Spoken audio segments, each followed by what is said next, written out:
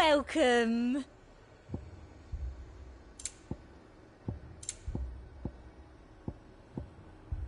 And a fine, fine day to you. I saw it with my own eyes. The whole of Oriflamme under a flood. Then we're next.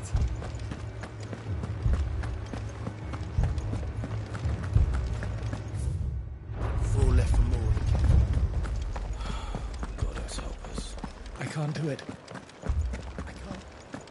But you can.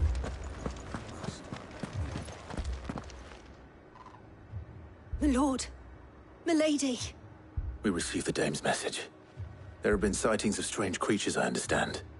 With the blue eyes. Yes. Like a Kashik, but different. They've taken so many. I've lost count. Akashic, but different. Ultimus thralls. And what of your mistress? Is she here? Oh, no.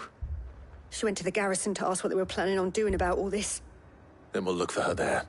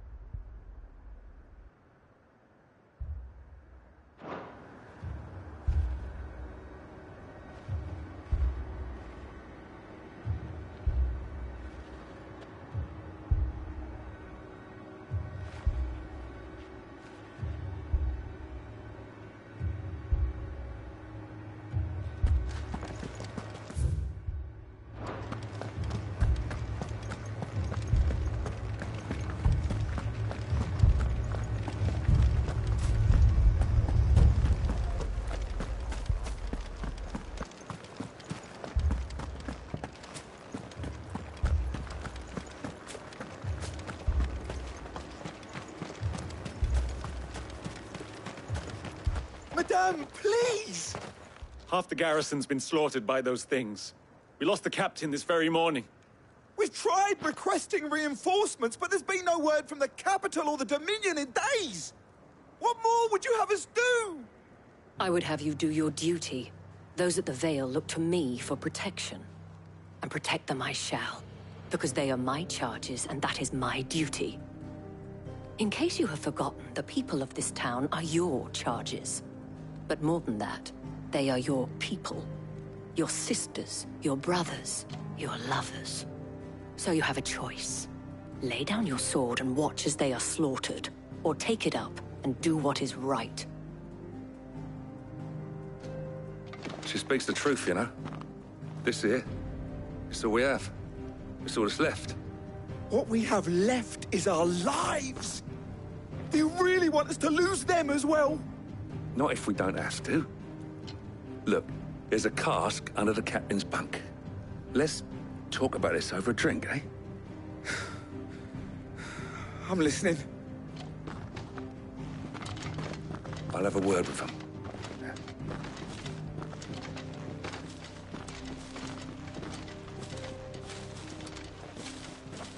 Ah, Clive. I didn't expect help to arrive so quickly. And sought to take matters into my own hands. It was a noble effort, but I thought you might still need some support. How like you to consider my needs. What we need to consider is where the creatures came from. The way the survivors speak of them, one would think they appeared out of thin air. And perhaps they did. It's hard to know what to believe these days. We'll talk to the survivors.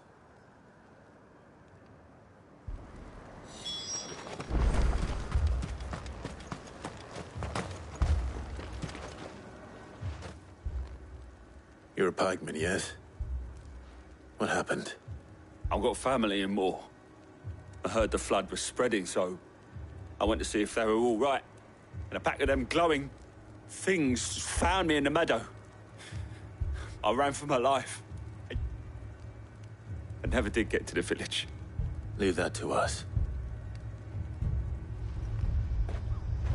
My family! What did we do to deserve this? It's all right. I'm sorry. Give me your arm.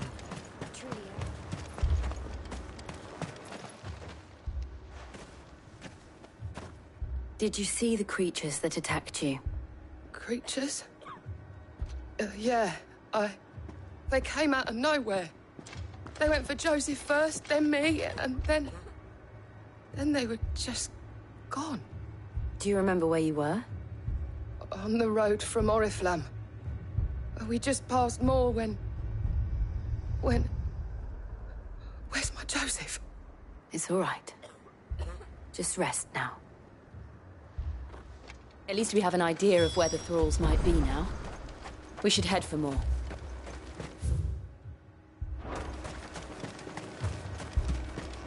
I assume you have a plan? We need to find out.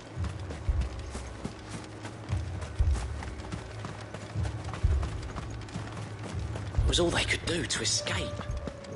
They just left the bodies there in the flood. Let's go. Faster!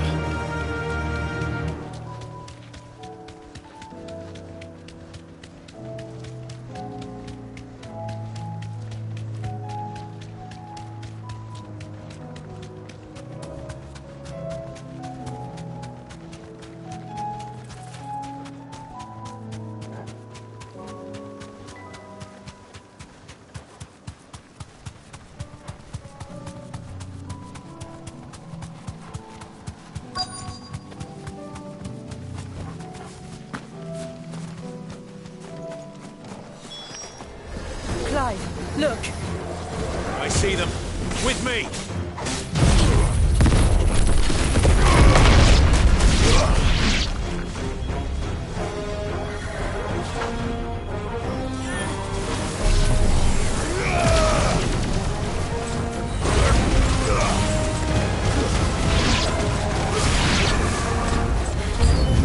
Should I prime? Save your strength.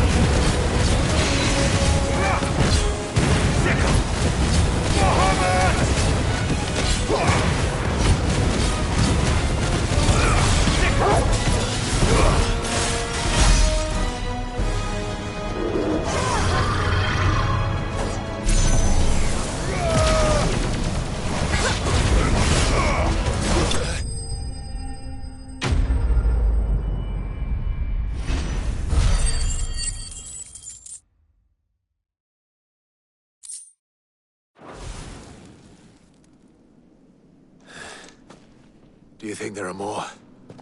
There are always more. But I'd say we've done what we can for the time being. Then we should let Isabel know.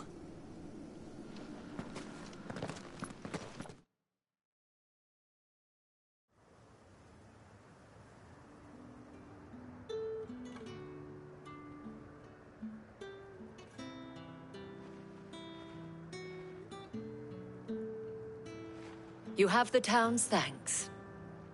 Don't thank us yet. There will be more. Many more. And you'll need to be ready for them. Oh, we shall. Isn't that right, Captain? Yes, milady. The garrison will be ready. Philippe here has convinced most of the men to remain at their posts. For now, at least. Hearing that the Dame would look kindly on any man who committed himself to the task certainly didn't hurt. It's not the most selfless of motives, I'll admit. But whatever it takes, eh? Now me, I never needed convincing. I became a soldier to protect the people I love. And the people I love include the ones standing before me. Handsome and chivalrous. Now, if you don't mind, I have sentries to post. Milady.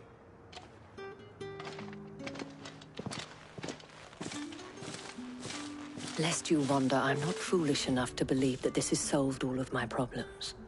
But it has solved one, and that's one fewer than I had this morning. Thank you again, Clive.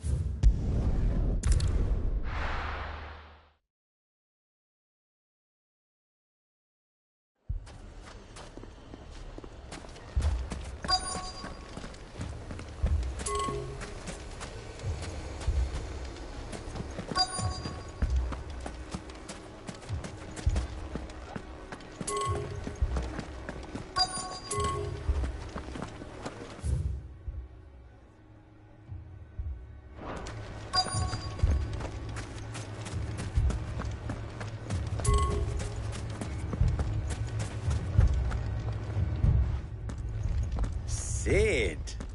Oh, your new companion appears much more formidable than your uncle. Should I be worried? You haven't been introduced. Jill, Clive has told me much about you. All lies, I'm sure. Your Stolas said that Dalamil has a bandit problem. Indeed. Although, you're a little late. They left with our food and guild days ago. Any idea where they went? The desert's a big place. Your guess is as good as mine. But the fact is, I have more immediate concerns.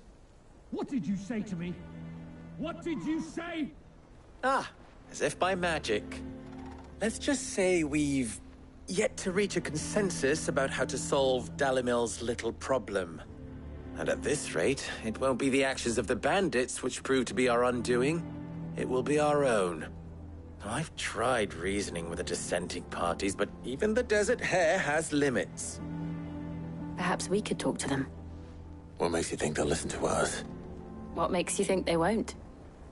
She makes a fair point, Sid. And you won't have wasted much of your precious time if you fail. They're just across the courtyard.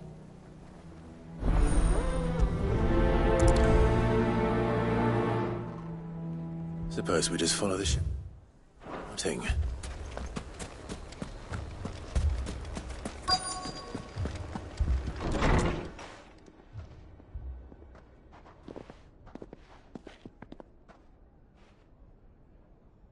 You wouldn't talk like that if it had been your men whose throats were slit. Blood for blood, it's the only way. We hire mercenaries and have them mount the bandits' heads on our walls as a lesson to the rest. And what happens when those mercenaries are slaughtered like your men? Are you going to hire more? We're better off using that coin to buy food and supplies. If we hire mercenaries, the only thing we're buying is the bandit's ire. And you cannot fill empty bellies with that. Do you hear me? But what happens when they come back? Maybe it'll be your throat that's slit. That's enough. Both of you.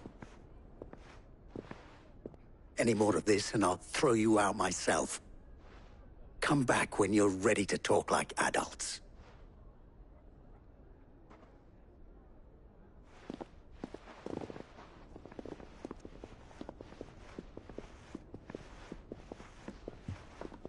Victor.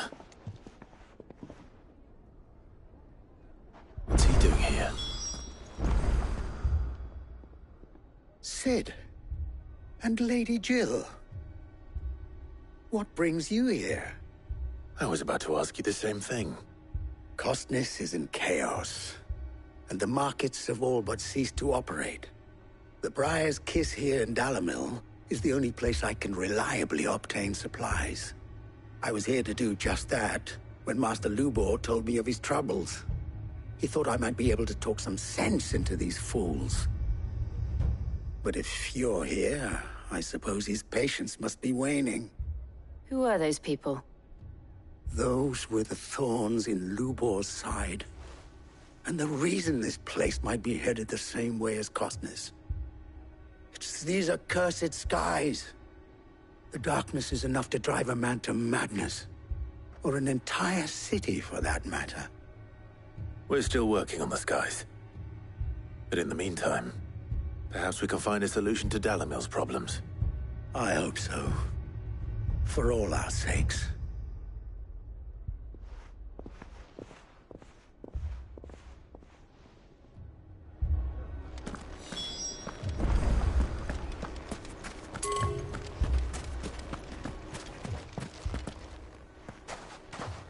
So, you see my predicament? What I saw was a room full of people who were angry and afraid. And with good reason by the sound of it. But if left to smolder, that anger and fear could set the entire town alight. My thoughts exactly. What to do? Both sides wish to protect their homes and livelihoods, if only they could agree on how. But as long as they are divided, we are vulnerable. And if there's one thing bandits like, it's an easy target.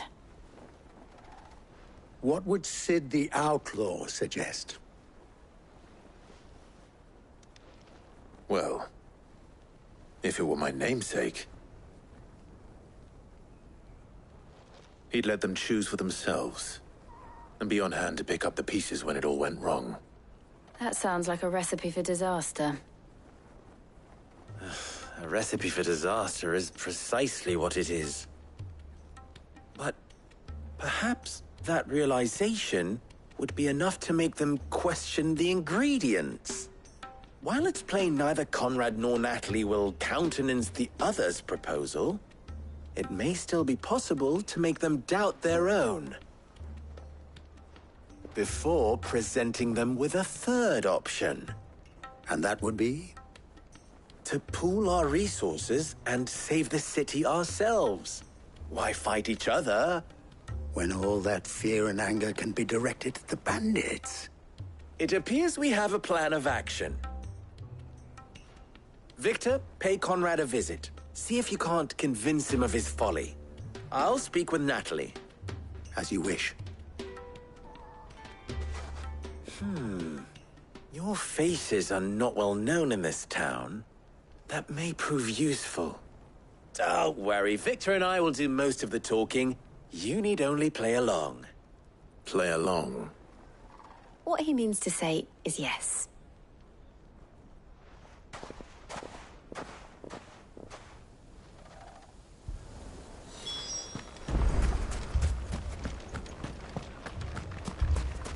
Picture it, Conrad.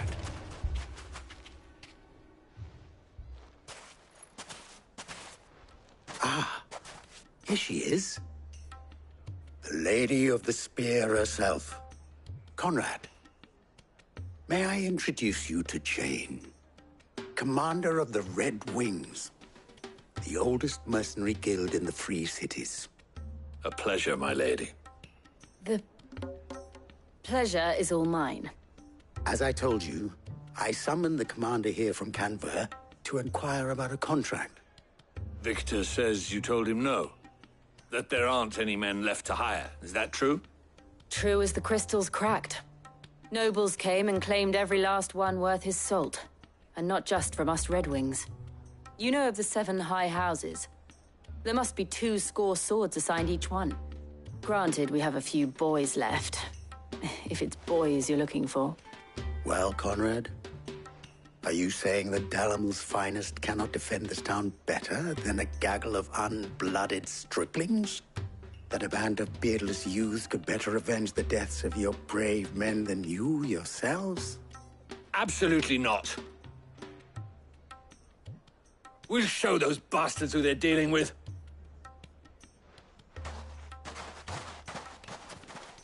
can't believe that actually worked. Conrad's not what you call the brightest candle in the crypt. And there's a reason why I had you do the talking and not Sid. Well played, my lady.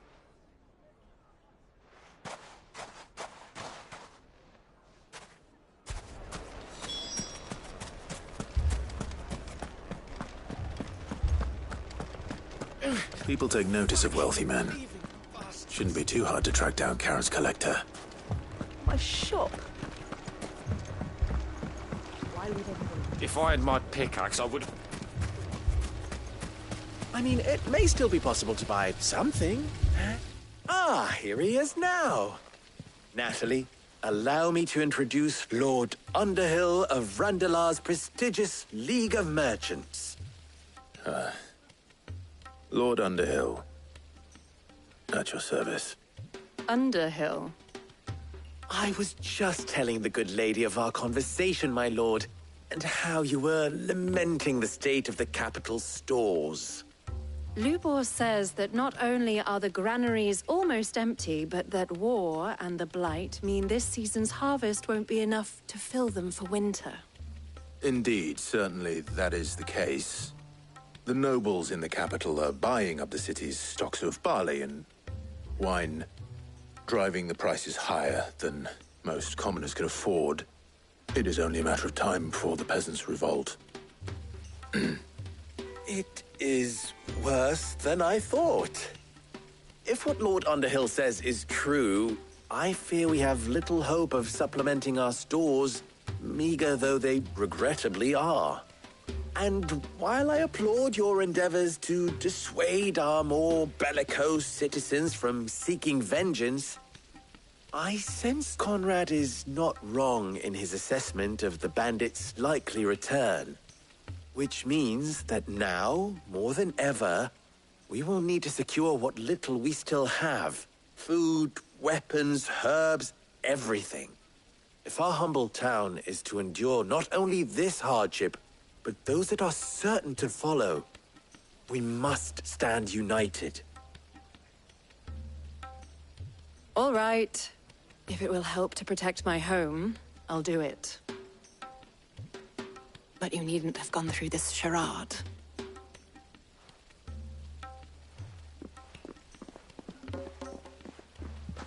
Thank you, Clive. Your performance was nothing if not workmanlike. She saw right through it. I didn't say it was good, merely that it produced the desired effect. Now, my scouts should be returning shortly. Meet me back at the Briar's Kiss, and we shall see what we face.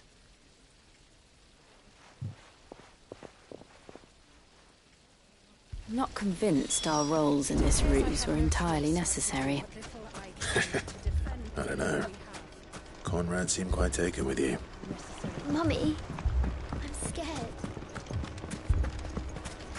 Oh, I'm ruined. Good news, Sid. Both Conrad and Natalie have somewhat gracefully accepted their new roles. With time, they may even learn to. Time no longer appears to be the luxury it was before lunch. I take it your scouts found the bandits. Technically, it would be the bandits who found my scouts. It appears they march for Dalimil as we speak. All of them. You're not serious. They don't just want food, they want the whole damn town.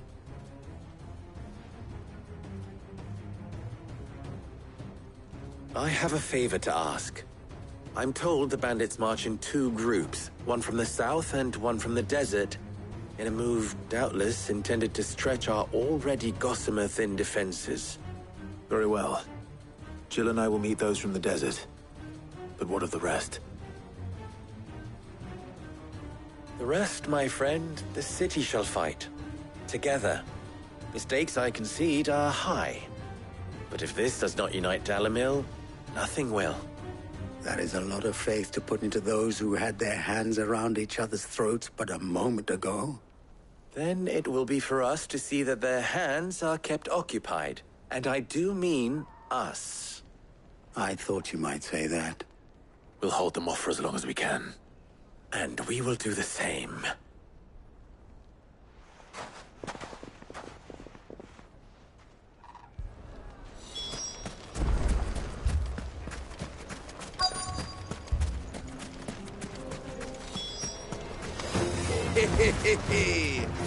The women folk have come to welcome us. I'll take that one.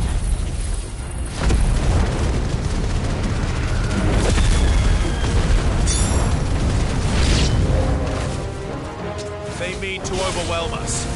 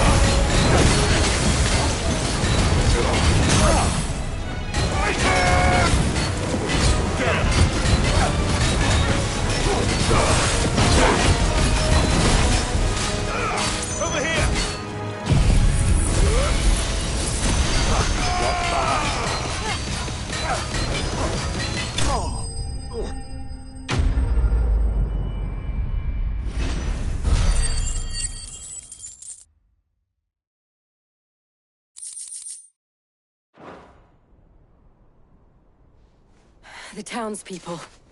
Could they have held out? I don't hear any fighting. What do you think?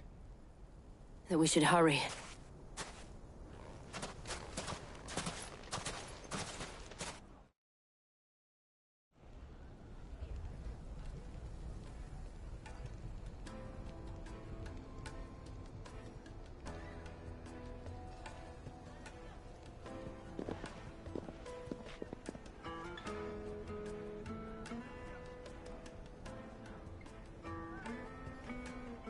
Natalie, I owe you an apology. You did well out there.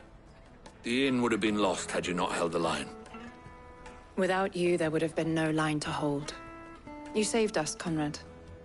You saved Dalimil. We all saved Dalimil.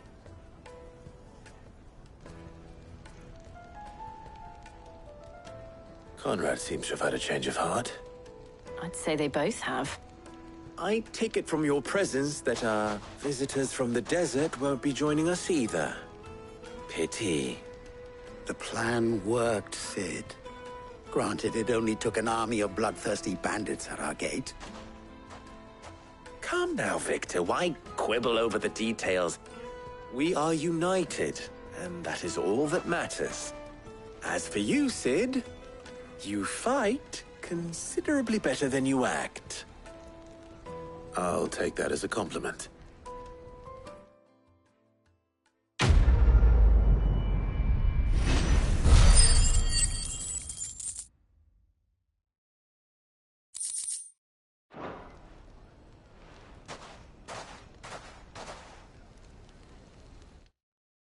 Our friends.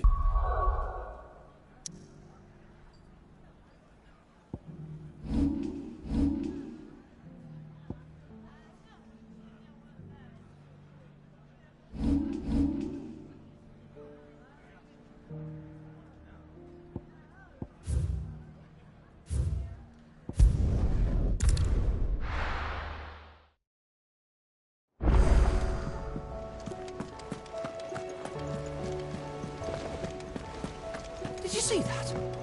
Tell me you saw that.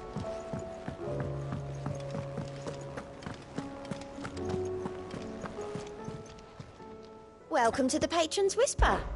Is everything we've received and everything promised? Here you are. Hasn't been delivered yet, I'm afraid. Was wondering when you turn up. Hellos from all our friends thanking you for your timely intervention. How is it you always manage to arrive at just the right moment? Luck, I suppose. Any word on the rest of the realm? Let's see. Storm's still crying out for mother crystals. The nations are still in chaos. And the skies are still the colour of a kick in the kidneys 2 days on. So... Right. Clive, we knew this was going to happen. Well, not the bleeding skies part, but you take my point. Now's not the time to second-guess yourself. Now's the time to visit the infirmary. Talia says your brother's awake. Thank you, Otto.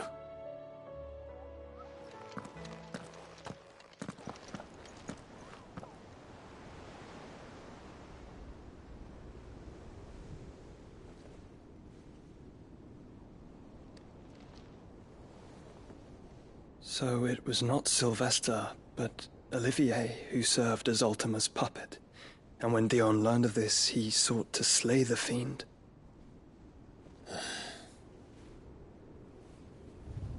Only for his father to take the spear that would have freed him. Enough to drive a man to madness. Small wonder he hasn't stirred. I would be afraid to wake. Had I but reached out to him sooner, warned him of the threat Ultima posed. But now, both an empire and her prince lie broken. Joshua, what do you know of Ultima?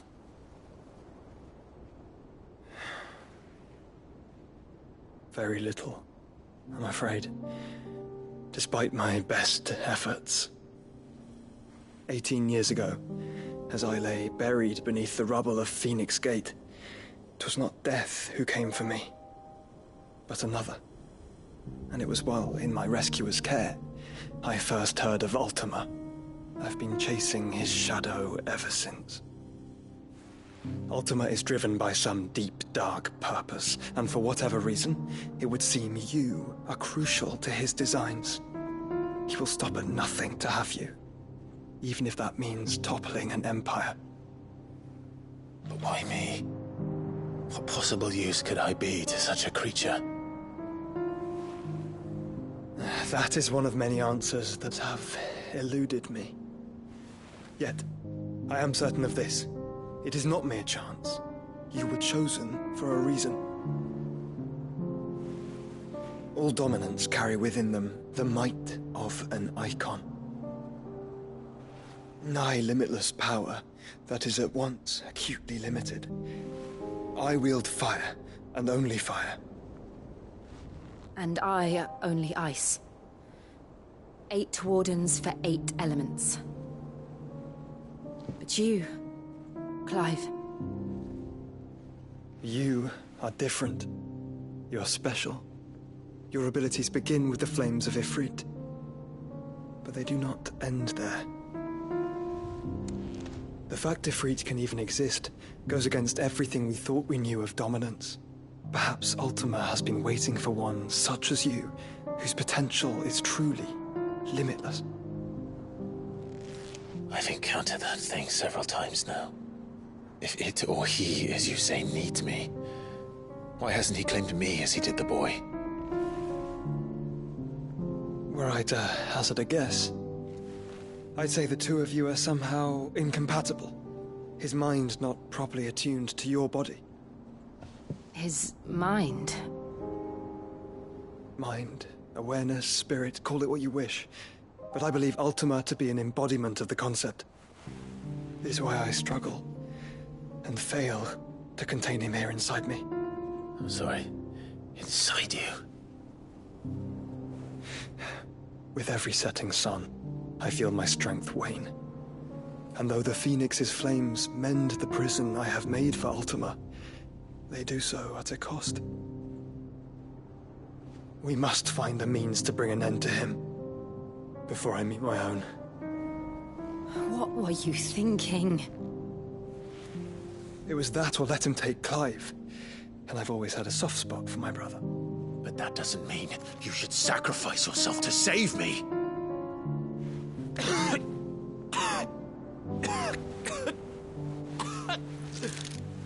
Joshua. Clive, it's Gav. There's an army of Akashic at the gates of Canver.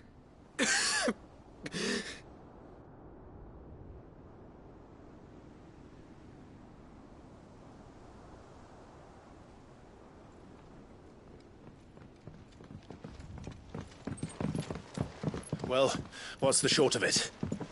It's all Tyre told you. The capital of the Free Cities is under siege by an army of monstrosities. The City Guard are doing their best to stem the tide, but numbers ain't on their side. What of Lord Byron and Mid? Were they able to escape? No, but they're all right for now. They're hiding with Gav at midship. We have to get them out of there. And we shall. Otto, prepare a Stolas. Tell Gav to stay exactly where he is. Understood. Vivian, what's the swiftest route to the Free Cities? That sounds like a question for the map. Look here. This road, through Tabor, should provide the least trouble. Good. What a coincidence. Tabor is exactly where I'm bound. Joshua, bed is where you should be bound. You don't think I told him the exact same thing? Were Tyre not such a talented healer, I would surely have been inclined to agree. But, thanks to her ministrations, I feel I may safely rejoin my attendant, who was to wait for me in Tabor if we became separated. All right, we travel together. Clive. If he stays close to me, he'll be fine. Thank you, brother. I'll look after him.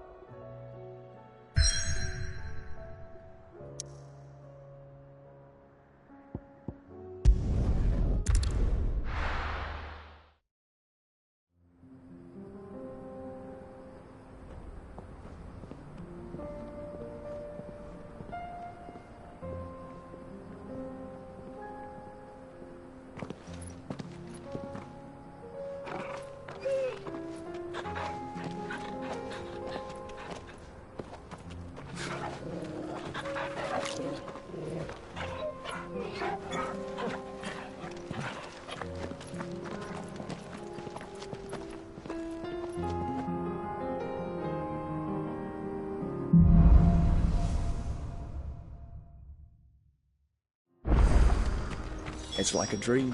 The four of us out walking like we used to. Enjoying this, are you? Gav and the others could be in danger as we stand. You're right. I'm sorry. Yote is a fine scout. If Candle was attacked, she will already have begun gathering information. Tabor isn't far. We should pick up the pace. All right. Titan! This one!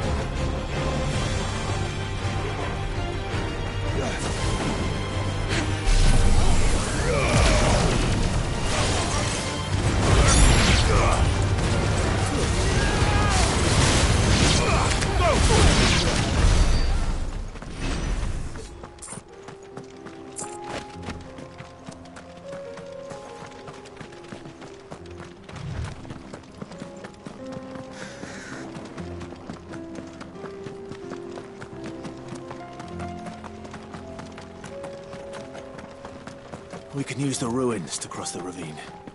Assuming they would allow it, the Echoes have a will of their own. Out of our way.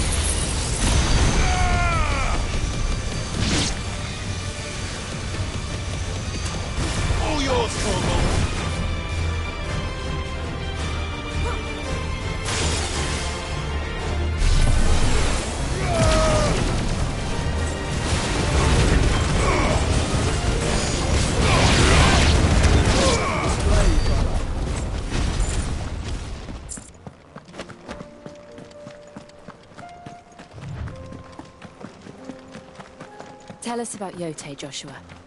She's strong-willed, loyal, and deadly with a blade. Much like Clive, but with better manners.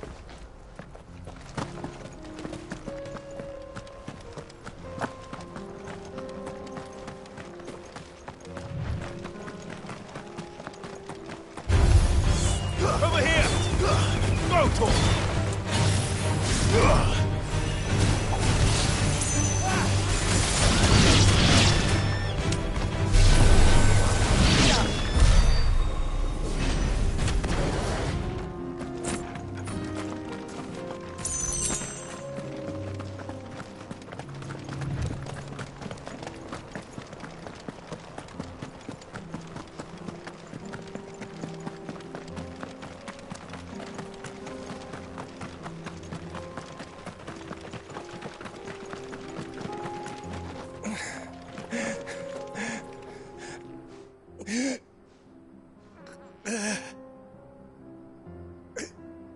You're injured. What happened here? Where are your comrades? Ether flood.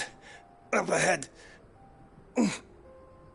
It swallowed our camp while we slept.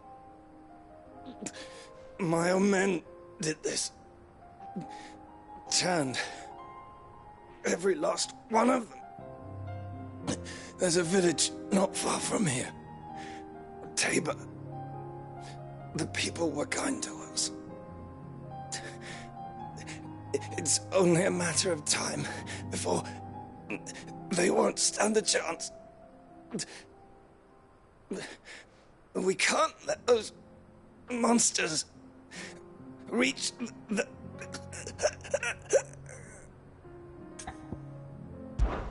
I'll go. You catch your breath. Thank you. Our encampment is up ahead. Just off the track. They must not reach Tabor. Forgive me, Lord Kuka. Rest well, soldier.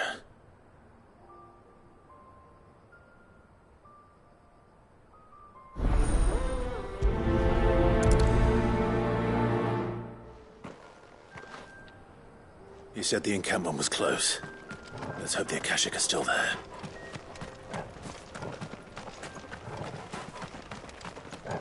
Another ether flood. They're everywhere now.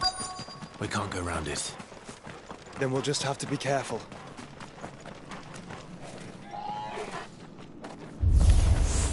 Good. I got here in time.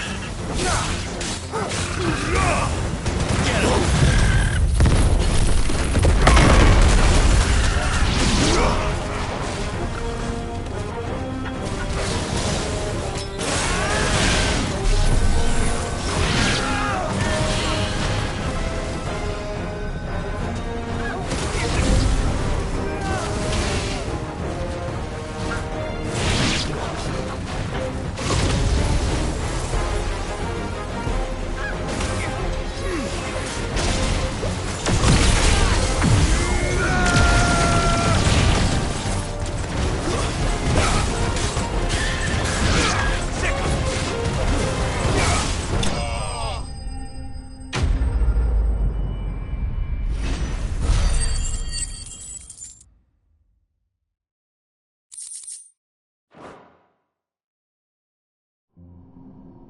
Is someone there?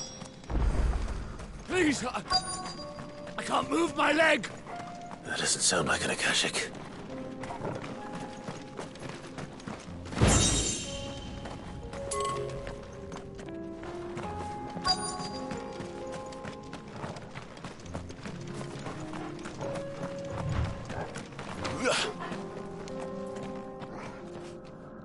You're with the battalion? I am. I heard the fighting. Are the others? Taken care of. One of your brothers in arms told me what happened and asked for help. Another survivor? Where is he? Tell me. His wounds were too deep.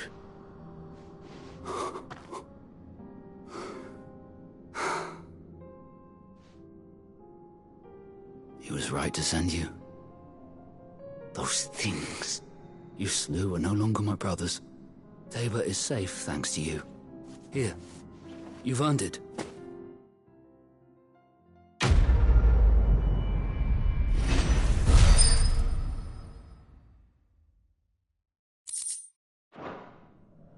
You seem familiar. Have we met? You must have me confused with someone else. Wait. That scar. Son of a whore. You're Sid. I was there, in Cosnis, when you killed my brothers. I was there in Rosalith, when you killed my commander! My war with Hugo Kupka is over. I bear no ill will toward those who followed him. And what of my ill will? Coward! Draw your steel. Lord Kupka shall be avenged!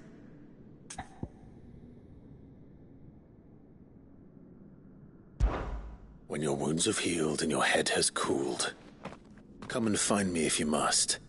Though I hazard your life would be better spent in service of those who need it. Or have you forgotten your oath to the Republic? My oath? What would you know of oaths? I know how hard they are to keep. Which is why I'm giving you the chance to keep yours.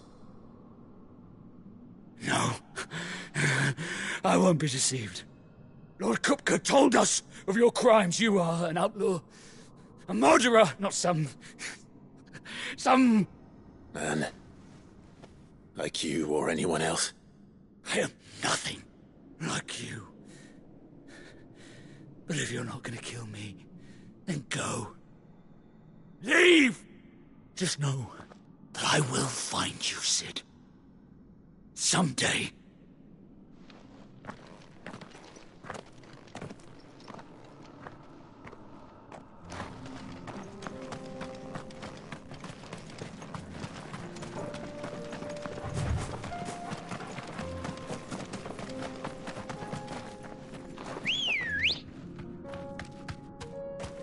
Good girl.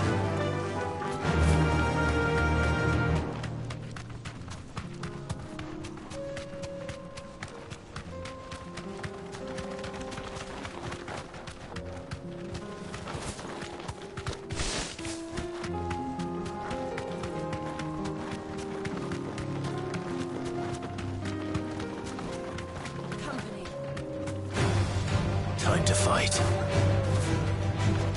Thanks, gal.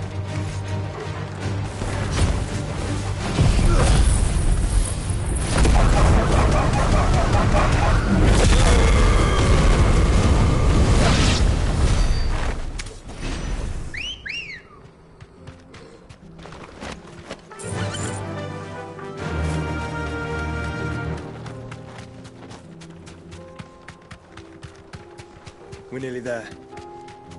Have you been to Tabor before? There are a few places I haven't. Welcome, travelers. We don't get many visitors here in Tabor.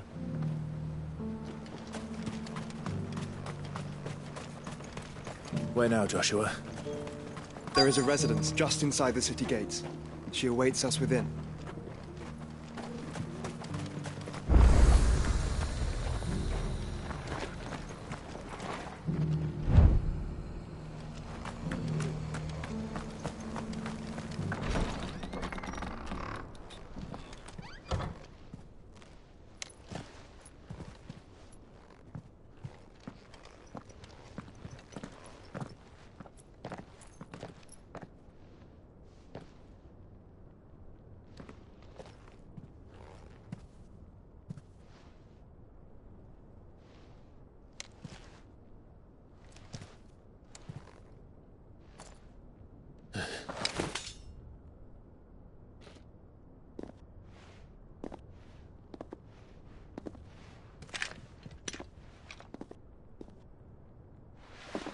My Lord Marquis, it is an honor. I am Yote, Knight of the Undying, charged with the protection of His Grace Joshua Rosfield, Keeper of the Flame of the Phoenix. Of course. It all makes sense now. Would you care to elaborate? The Undying are loyal servants to the ducal throne. Or more specifically, to its heir.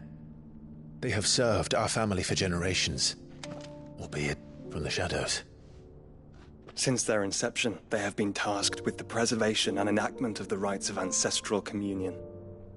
After the events at Phoenix Gate, it was the Undying who delivered me to safety. And since the day I left Rosaria, Yote has been my constant companion and protector. Without her sword, I would not have survived my journey across the realm. Rise, Lady Yote.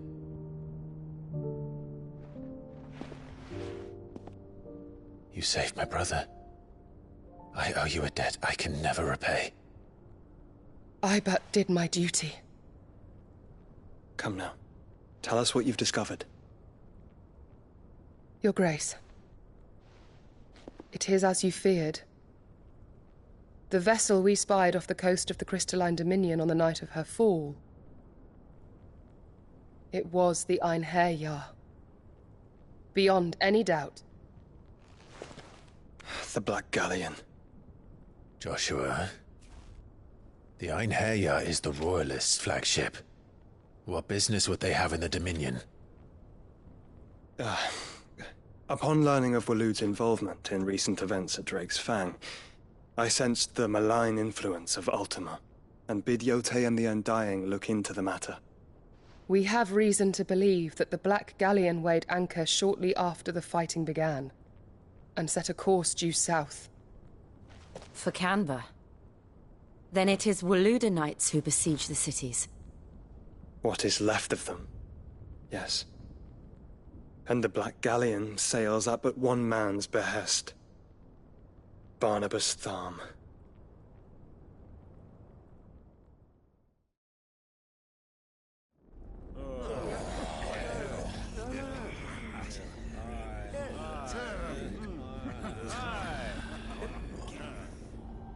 But are we truly safe here in the Agora?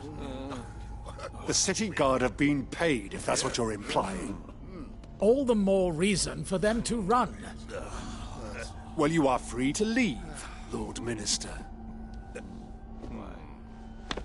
Markets abandoned, warehouses aflame, blackened hulls choking every port in the capital. Canva is ruined.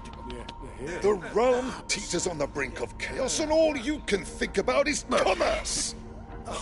Forgive us. We were not aware Dhalmekia now subsisted on charity. How dare you?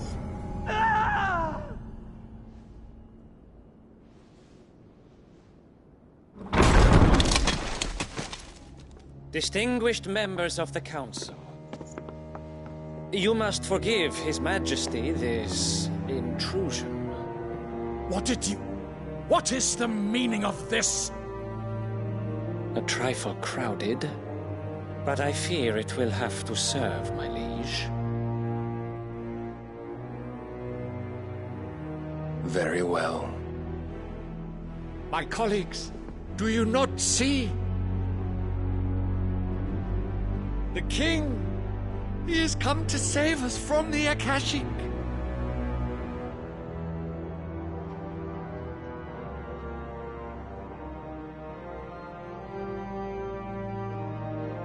He is a gift from the heavens, divine intervention, our very salvation.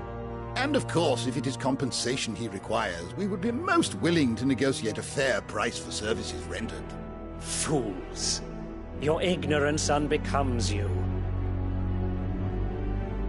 Your Majesty, correct me if I'm wrong, but I would swear that the fiends washing the cobbles of Canva with the blood of her citizens wear the colors of Waloed.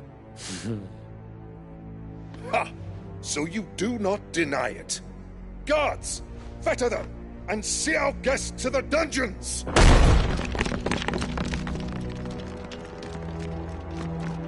Enough.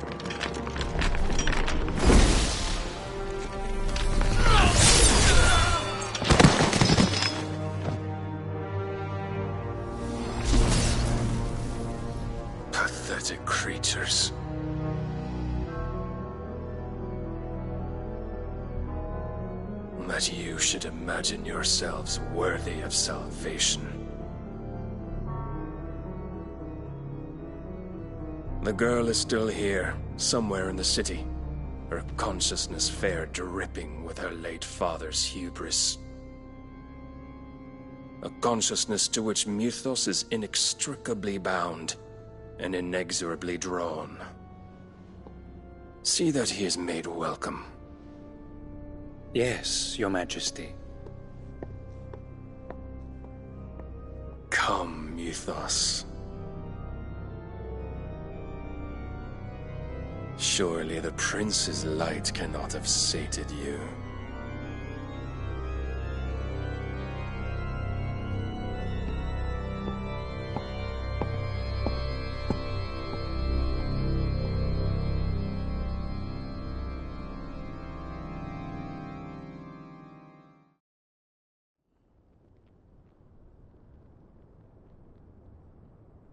So then, how long has Waloed been under Ultima's control?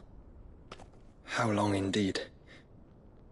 Based on what we know of Barnabas's actions, I would guess some few years, mayhap more. But to what end? What does Ultima want? The tapestry. Show them.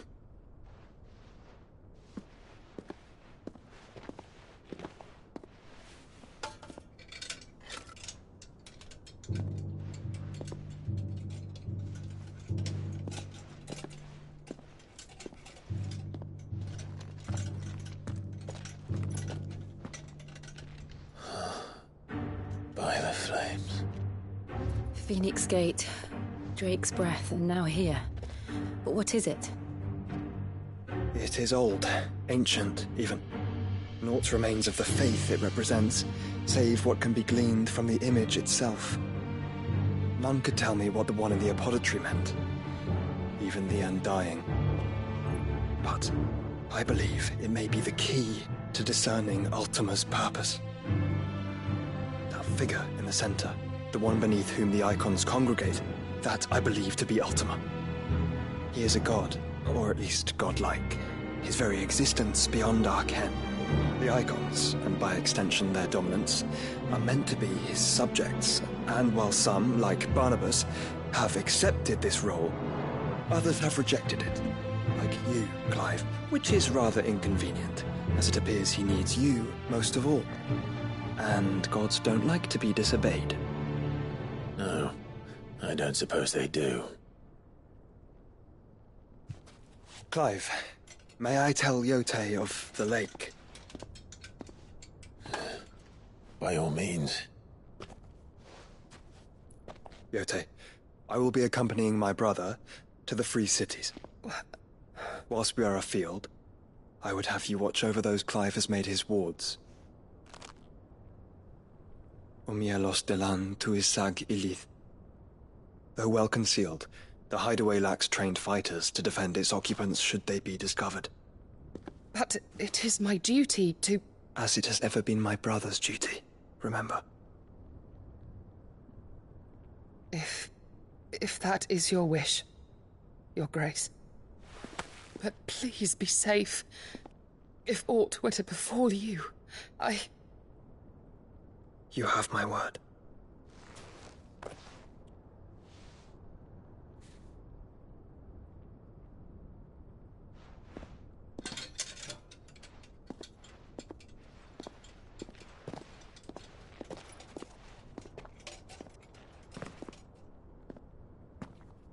Farewell, my lord, my lady. We are in your debt, Yote.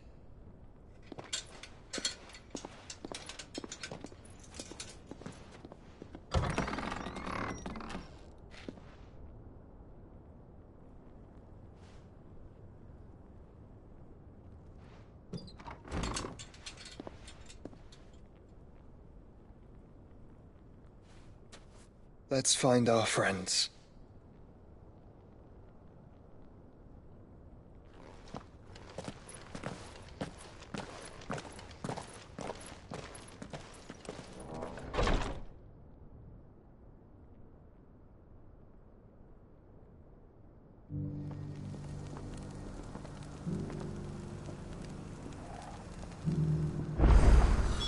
It's plain she cares for you very deeply. And I her, which is...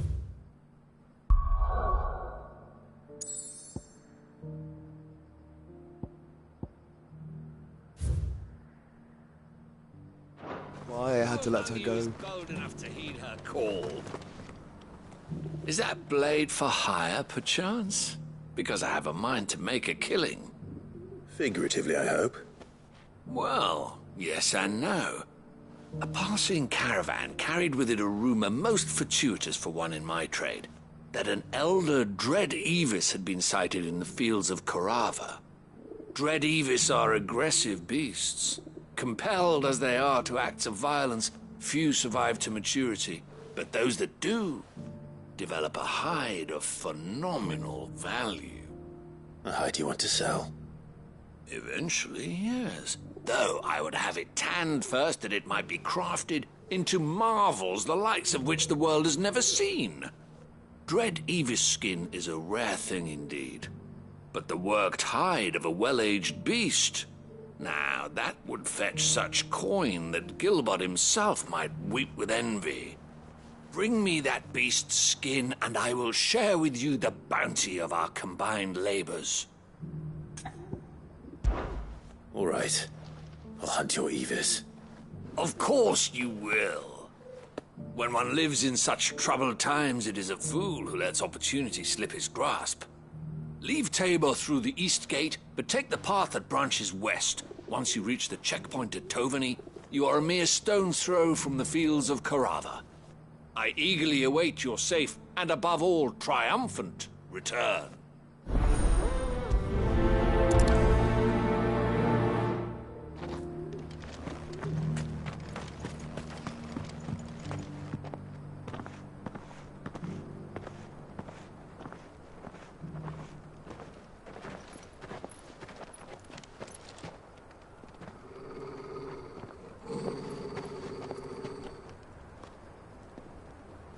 Cyril.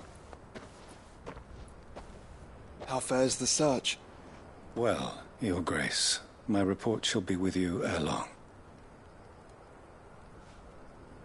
Ah, yes. Yotei is otherwise engaged, at my behest. And the duty of wardenship? Fulfilled. For as you see, I've been reunited with my first shield. I am Cyril, Knight of the Undying and bearer of the Burning Quill, charged with chronicling the mortal deeds of His Grace, Joshua Rosfield, Keeper of the Flame of the Phoenix, and rightful Archduke of Rosaria. I entrusted Cyril here with overseeing the investigation into Ultima's origins. Findings from his brothers and sisters afield are delivered here to be collated and catalogued. Just how many Undying are there? Not nearly enough, milady. Yet we are glad to give our all in service to the Phoenix. Such is, and has ever been, our creed. I see. You have your associates, I have mine. But you may now think of them as ours. That won't be a problem, will it? The Phoenix is our sun, and we but the shadows that quicken in his radiance. It is from the darkness that we serve, both him and now you.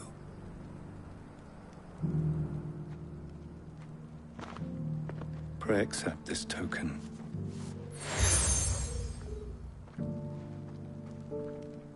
For as long as you bear it, members of our order will reveal themselves unto you.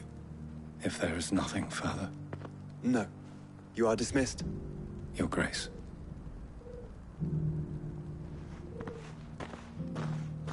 To Canva, then?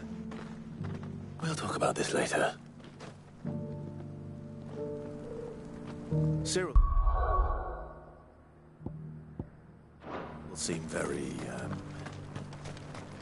You certainly keep strange bedfellows, Joshua.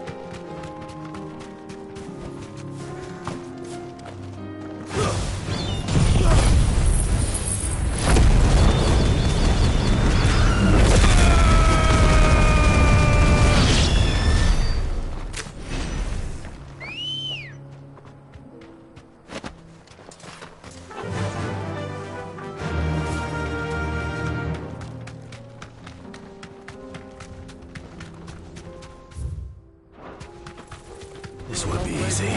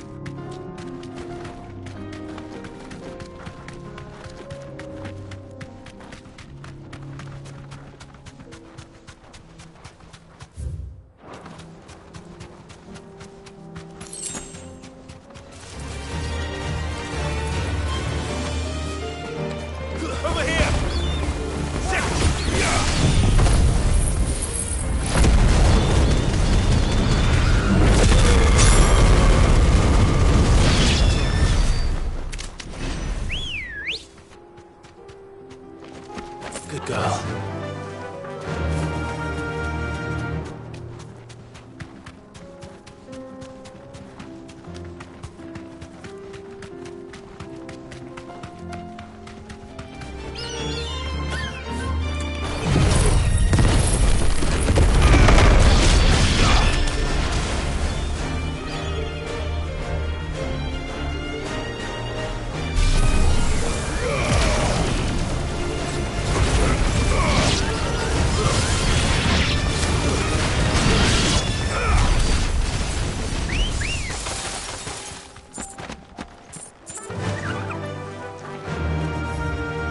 Run like the wind.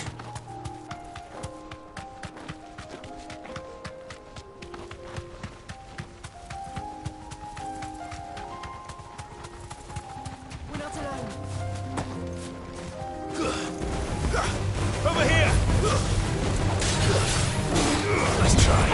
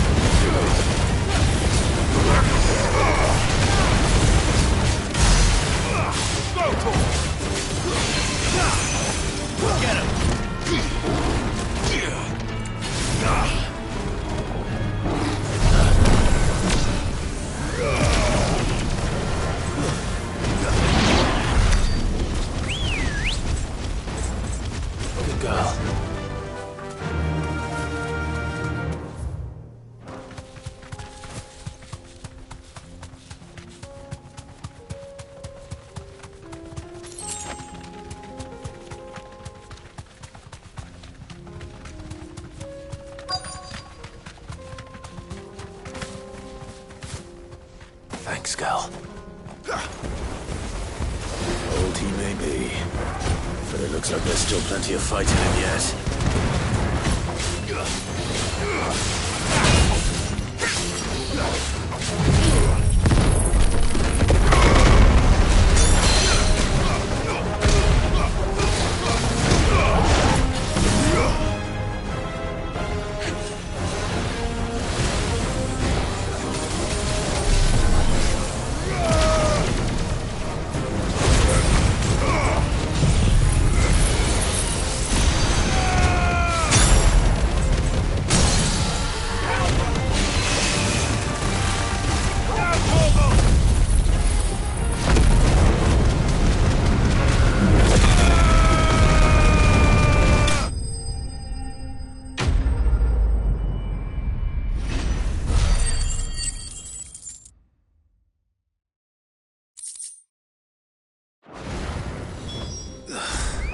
This thing reeks. The sooner it's off my hands, the better.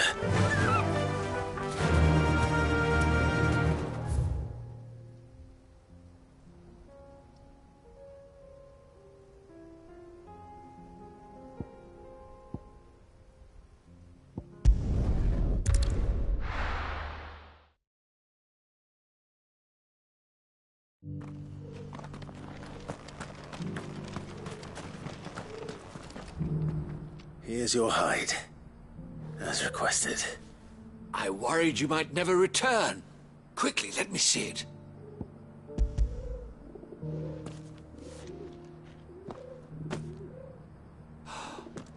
Oh, as supple as a maiden's cheek, yet as adamant as her virtue. This is everything I had hoped for, and more. Clearly, my trust in you was not misplaced. You must be a hunter of considerable talent to have bested the beast with nary a scratch. Join me as my honored partner. With my means and your might, we shall be as wealthy as the merchant kings of Zemeckis. I don't plan on making a habit of this. I'm busy enough as it is. Very well. Though I believe fate had a hand in our meeting, it would be unbecoming of me to beg. Do not allow me to keep you from being about your business. Here, for the hide.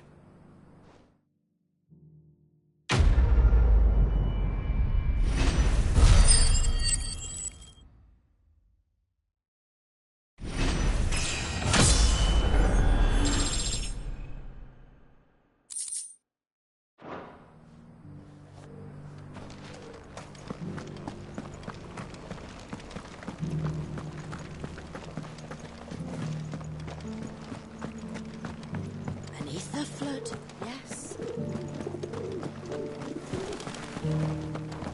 How are those new boots treating you? They're fantastic. You! Finally. No one was paying me the slightest heed. Is something wrong? At the university, the students would hang on my every word. Sadly, this far from home, I'm just a vagrant greybeard. The university? You're a scholar. A specialist in ancient cultures. The most accomplished in all Valisthea, some have said. Not that I look the part in these tattered rags. In my heyday, no obstacle could have kept me from my studies. Yet here I am, a wizened windbag, bested by the many steps of Tabor. The answers I seek lying just beyond my enfeebled reach. Would you do an old man a kindness and brave the stairs in my stead? You'll be amply rewarded, of course. Climb the stairs and... And memorize a few inscriptions for me. Assuming you know your letters, that is. Some courteous soul is rumored to have carved clues to Tabor's rich history into stones dotted about the village. 3 of them, to be precise. One each to the north, south, and east. I'm here in the hope that those carvings might shed light on a riddle I've been pondering for some time. Namely, the otherwise undocumented origins of Tabor's unique people. People quite unlike those of neighboring lands. I can't promise I'll remember everything perfectly. Remember what you can. I'll piece together the rest. Make for the domed pavilions, and you'll have no trouble finding the stones.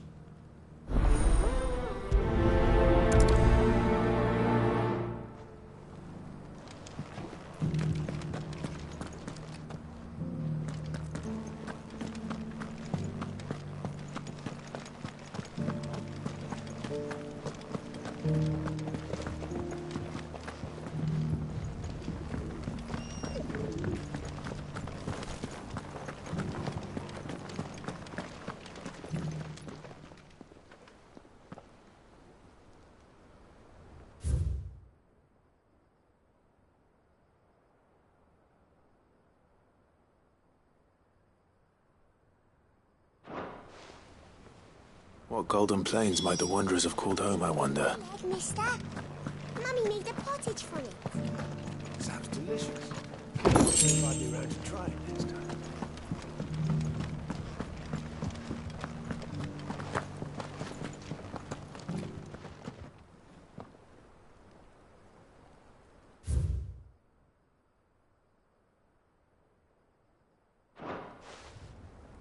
Farmers must have settled here in Tabor.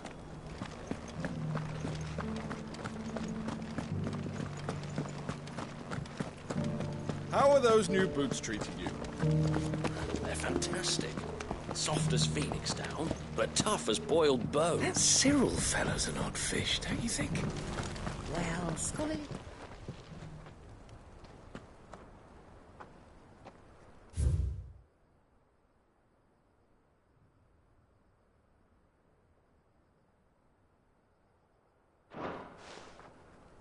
No history would be complete without mention of the mother crystals. I should speak to the old scholar before I forget everything I've read.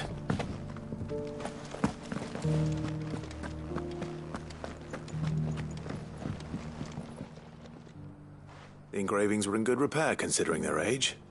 Oh, would that I could have seen them for myself. Come, don't tease me now. What did you learn of this place and its people? Let's start with the engraving to the south, shall we? What did it say?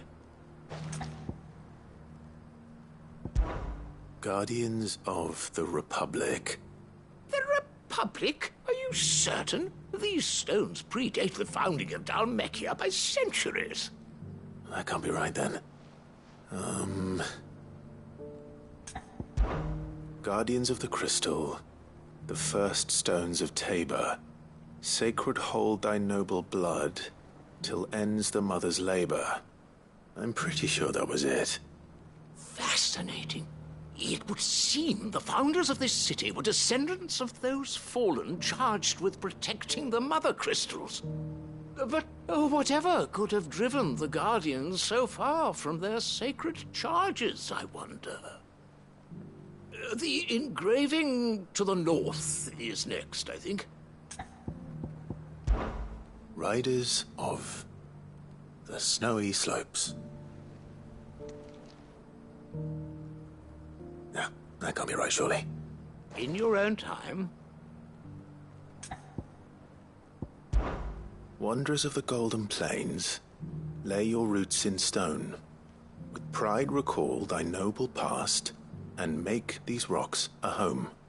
Or, I think that was it, at least. No doubt you're right. There are vestiges of nomadic customs in Tabor its guardian roots could never account for. This is proving most enlightening. Now, for the final stone. Children of the Hunters, now dancing hand in hand. That can't be right, surely. I'd rather suspect it's not. Children of the Hunters, now tillers of the land, reap her promised blessing and give praise her gracious hand. That's all three. And so, we add primitive farmers to Tabor's founding peoples, the final piece of the puzzle. 3 engravings, 1 for each of the 3 peoples to have settled Tabor in ancient times. Guardians of the Mother Crystal, wanderers from across the plains, and last but certainly not least, hunters turned farmers. Little wonder it was so difficult to trace the roots of Tabor's culture. Those roots reached down through 3 distinct traditions. Nonetheless, one cannot help but wonder why this fact is not better known among scholars, given that the stones stand here for all to see. Too many stairs, perhaps. Ha! Too many by far. Here, and thank you.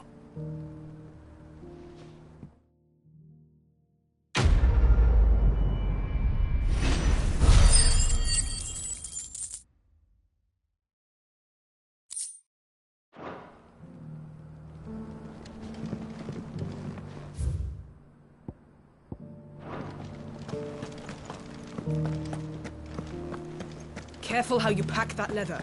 Any creases or scratches will bring down that price. Here, take a look at my wares. Come again.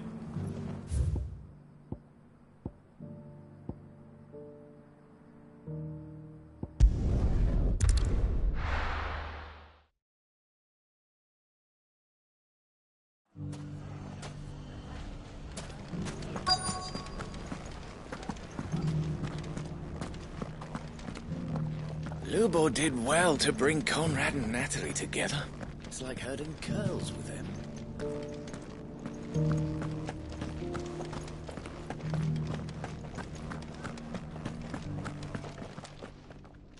My reputation will be ruined!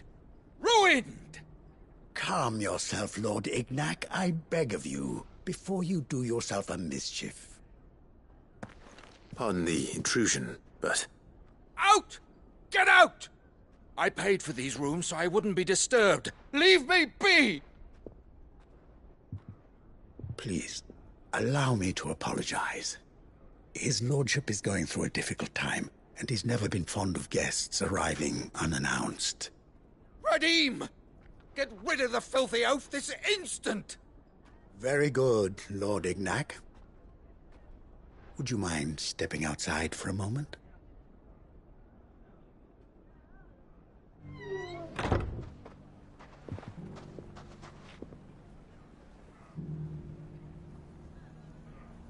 I'm sorry if I've caused you any trouble. That? Oh, no. That's just how his lordship is. Though the morning's events have left him somewhat fractious. He has been dispossessed of his luggage, you see. The thieves also made away with a considerable amount of coin. Coin the innkeeper will soon be keen to collect. I don't suppose a certain blade was among the stolen items. A single-edged sword. It was purchased from a merchant friend of mine. Ah, you know Lady Karen. Yes, I'm afraid it was. Then I'll retrieve Lord Ignac's luggage. But I have one condition. You have but to state it. You are welcome to anything that is within my power to grant. I want an audience with Lord Ignac. A few minutes should be enough. Then I'll be on my way. A condition I would be a fool to refuse. Of course, you shall have your audience. I don't suppose you saw where the thieves went? I did not, no. Though some discreet inquiries made on his lordship's behalf mean that I know where you might find them. The bandit's bed. Every ill-gotten coin in Dalimil is said to pass through that disreputable corner of the Valcroy. And that's where I'm heading. I shall speak to Lord Ignac in your absence, and arrange for an audience upon your triumphant return. That will be very kind of you. Farewell, and best of luck.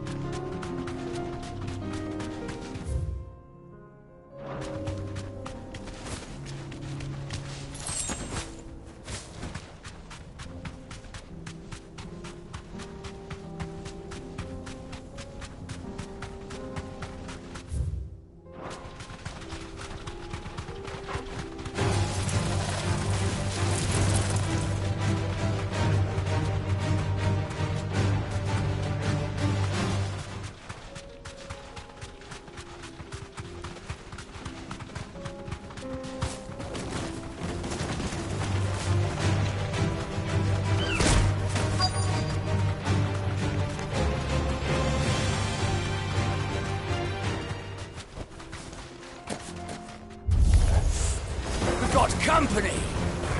Come on, lads, let's tear the bastard's head off!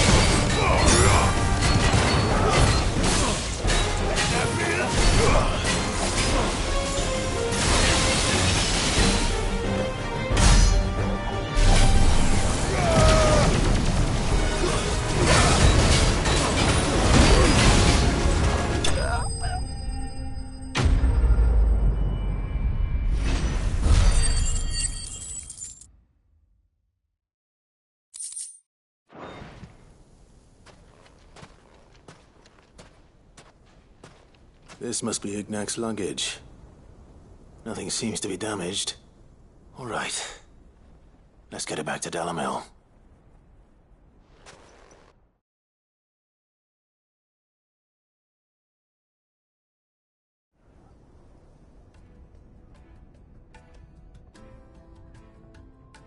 I hear I have you to thank for the return of my effects. What shall I call you, my good man? Wyvern. Glad to make your acquaintance. A formidable name indeed. Well, Wyvern, I appear to be in your debt. Redeem here tells me you wished for an audience. Is that all? A few moments of your time should suffice, yes. You're a peculiar fellow, Wyvern. All right, speak. Master Wyvern was wondering if you could tell him about a certain single-edged sword you recently acquired. Oh, a true work of art, that one. Karen drove me hard on the price, but I would have sold her Radim here to get my hands on that sword. It was made in the Outer Isles, far beyond the Twins, and is used exclusively by the practitioners of a unique school of swordsmanship. They believe no combat should ever exceed a single strike, and hone their blades to such perfection that none ever does.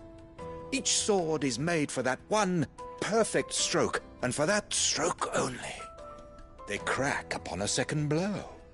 There's a brutal sort of beauty to it, really. But how do they hone such an edge? Fine question. Why, they use a whetstone, of course. Whetstones, rather. A whole array of them, ranging from the coarse to the fine. 10,000 licks with the sharpening stone, then 10,000 more. But it is the final stone which lends the blade its legendary sharpness. A mineral quite foreign to this great realm of ours. And that is the key. The secret ingredient. Wyvern, it occurs to me that my little lecture is hardly equal to services rendered. Take this, together with my regards. The very stone of which I spoke, far rarer among collectors than even the blade itself, and a far more fitting payment. Thank you. Pardon the intrusion, my lordship. However, it is long past time we prepared ourselves to depart. So it is. I am locked in bitter competition with a rival collector of curiosities. I am one step ahead of the unscrupulous scoundrel, but he is hard at my heels. And there are many other collectors out there. Too many to count, but only one do I consider my nemesis. Lord Byron Rosfield. And is a perennial thorn in my side. I can imagine. Farewell, Wyvern. May our paths cross again. Radim, we mustn't dawdle.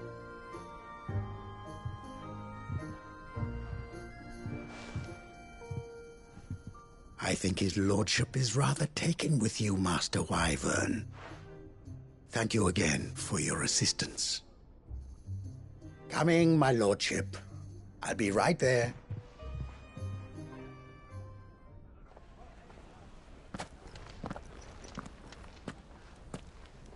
Trust Uncle Byron to find such an interesting rival. Now, let's see what Blackthorn makes of this whetstone, shall we?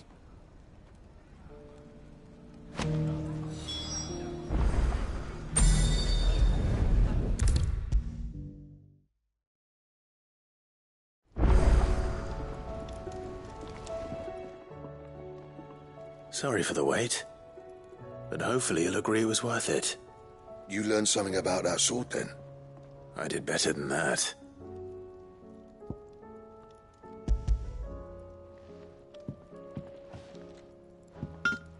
Hey, a whetstone? Yes, but not one you'll find anywhere in Valisthea.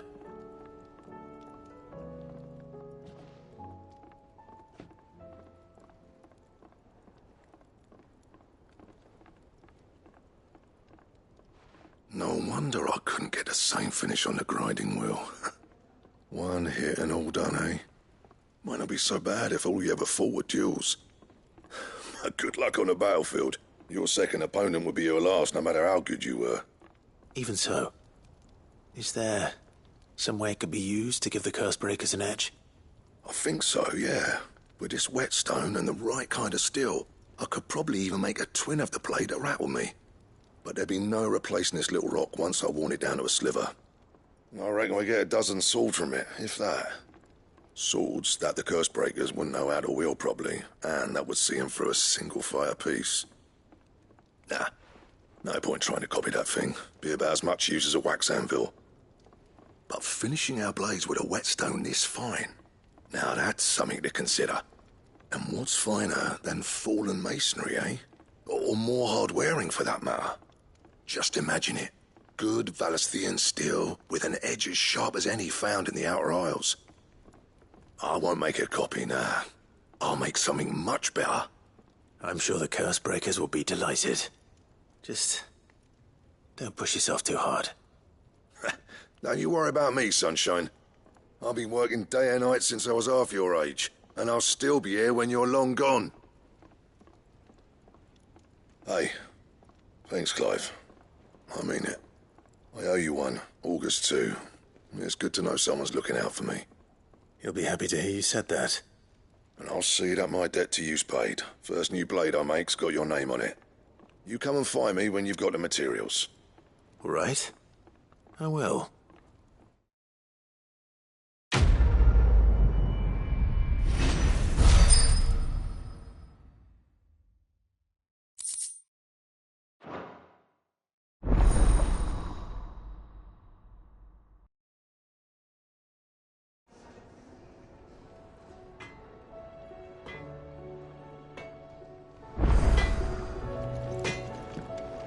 Trouble with your gear, or what do you want?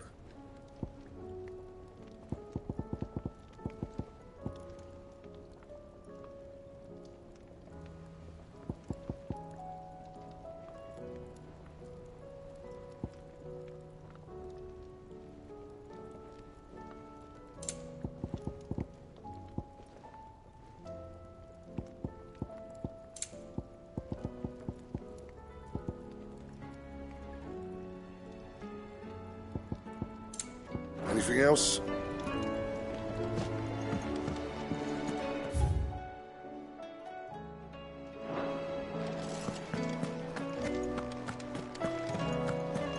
Seems the hideaway's lost its appetite. Is a storm coming, Sid? Will there be thunder? Sid, perhaps you can help me solve a mystery. I can certainly try. Who's gone missing this time? It's not who, but what. Mid's scales, the ones she made for her workshop. I borrowed them to teach the little ones about weight, and shortly after the lesson, well, they vanished. My first thought was that they'd taken them off somewhere to play, but when I asked, they swore they had nothing to do with their having disappeared. Which almost certainly means they had everything to do with it. Perhaps a visit from Sid will jog their memories. I think it just might. Thank you. I don't like to imagine that my pupils would lie to me. But if they have, I'll have no choice but to discipline them accordingly. They were in the atrium when I last saw them. As always.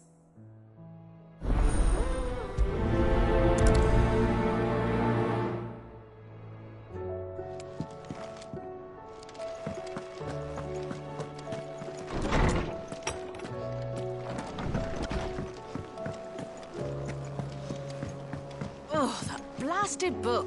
Here, you put me in this situation, Clive. You can bloody well get me out of it. I need a hand with a recipe. Are you sure it's me you're looking for? I'm not much of a cook. I'm all the cook will be needing, thank you very much. What I want from you is a little of your time, right? Oh, and perhaps your sword. You remember Ivan's stew, right? Well, despite the look of the thing, and that awful stench, people wolf it down. So I thought I'd try making one of these supposed masterpieces myself. Had a peek at the book and gave it a go, but, well... It wasn't as straightforward as you'd hoped. Ivan had the same problem. Yeah, but this is my blooming kitchen, and I will not be outdone. So if you don't want to be seen as playing favourites, I suggest you lend me a hand. I've never been one to play favourites, Molly. And I would be only too happy to lend you a hand. So, what's on the menu this time? A fried mortress of skyworm. That's one heck of a name, innit? Recipe seemed easy enough to an old hand like myself. Thought I'd followed it to a T. Only, turns out skyworm livers and drake's mint are not what I thought they were. At least I hope they're not, given the rancid mess they made. Ivan said the recipes in the culinary pilgrimage date back centuries. Who's to say the ingredients even exist anymore? Well, that's a question for a scholar, wouldn't you say? Perhaps you know of one? Kindly old fella who haunts the shelves, maybe? Fine. I'll go and speak to Harpocrates. Perhaps he'll know something. And if he does, I'll see if I can find your ingredients for you. You do that. Lest we forget, you've got a reputation to uphold.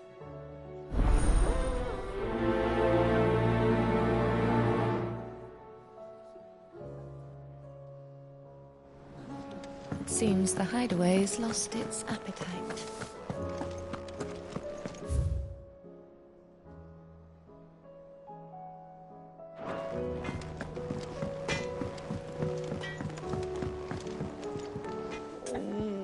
What am I gonna do? Is everything all right, Goots? You seem more discomposed than usual. Oh, I don't know what that means, but I'm in a bit of a muddle. Oh, I think Nan might be in trouble, and she's... It's all right. You can tell me.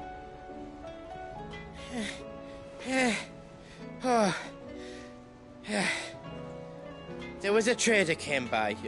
One of our usuals, like... Said he'd heard some rotten rumours about her down Dalimil Way. Folk are saying she's been selling to bandits and cutthroats and that. I mean, she's fond of a chance to make a coin or two, aye, but she'd never do business with baddies. Especially not the kind who go hurting people who haven't done out. I wanted to ask her about it myself, but I'm scared she'll give us a tongue lashing. She'd never give your tongue a lashing, though, would she? Don't worry. I'll speak to her. Oh, thanks, Clive. You'll let me know what she says, won't you? Of course. I'm sure it's all just a misunderstanding.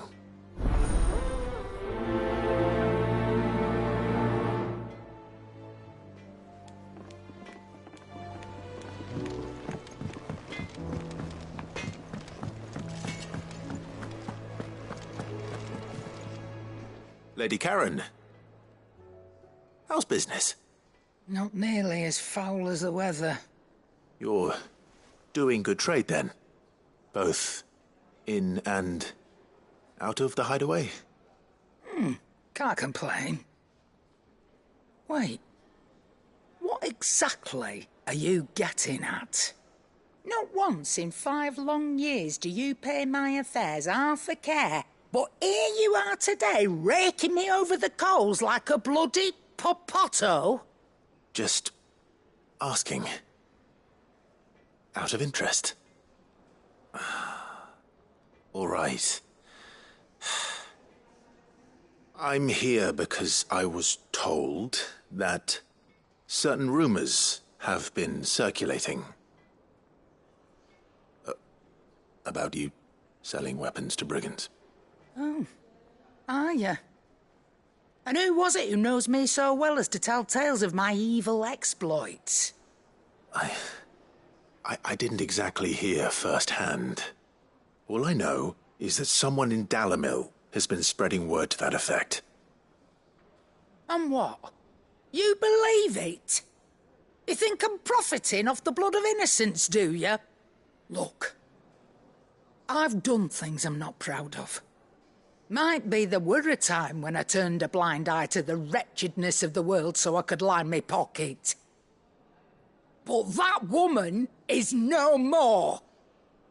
And you'd know that if you'd ever paid the slightest bit of notice.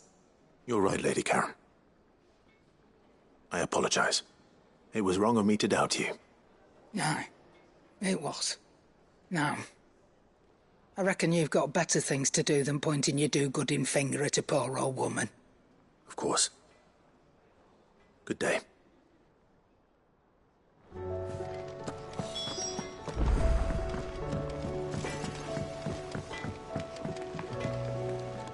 I spoke with Lady Karen.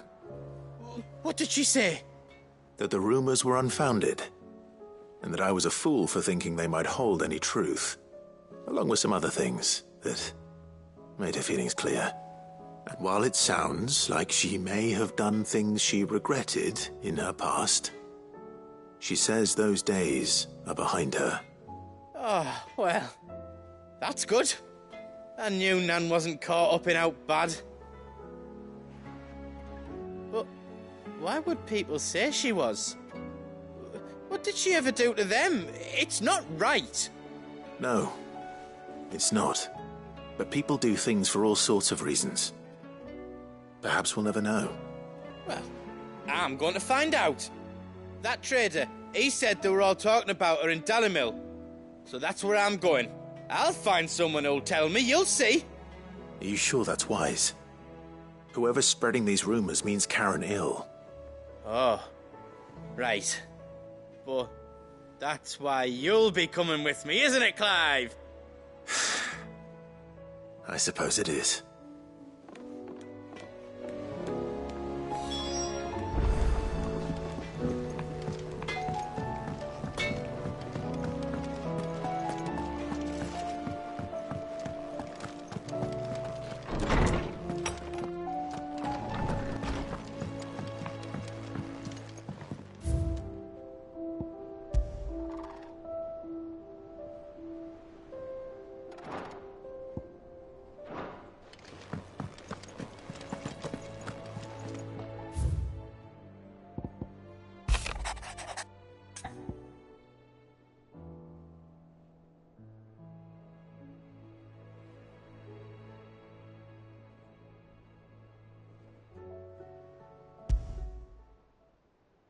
Rutherford.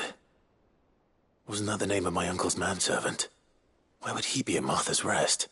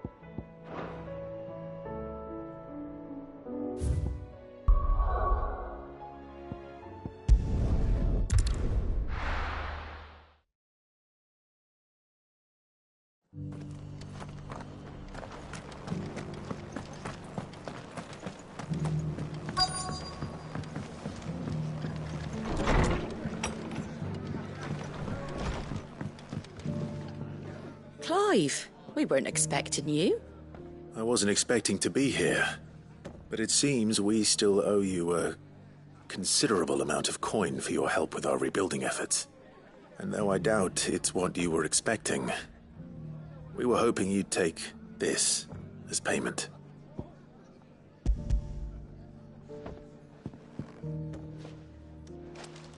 A star ruby? I can't accept this. It's worth at least twice what you owe me. More if you can find yourself the right buyer. Think of the difference as interest. Interest? If word got out I charged that much, no one would ever borrow from me again. Anyway, why are you the one here asking me about this? I'd have expected Otto. Bit much sending the Lord Marquis out to settle your debts, isn't it? The old goat working himself to death again? Something like that. Most days I think he's the only reason the hideaway's still standing. Same as always, eh? Back when the place was nothing but a twinkle in the eye of a recently retired Lord Commander, word is he was the first one Sid reached out to. Probably knew that without his strong arm and level head, the idea would never get off the ground. Sid may have been the face of the hideaway, but Otto's always been the backbone. And when Sid passed away, we were all worried that would be the end of it. That Otto would just give up. His death was hard on everyone. But it must have hit Otto hardest of all. But he didn't give up, did he? Quite the opposite, in fact. If I recall, he was the one who nominated you as Sid's replacement, and rallied the rest around you. I reckon what he saw in Sid, he saw in you too. And don't we all? Doesn't hurt that you're half as stubborn and twice as handsome, neither. That, and you keep good company. I suppose I do.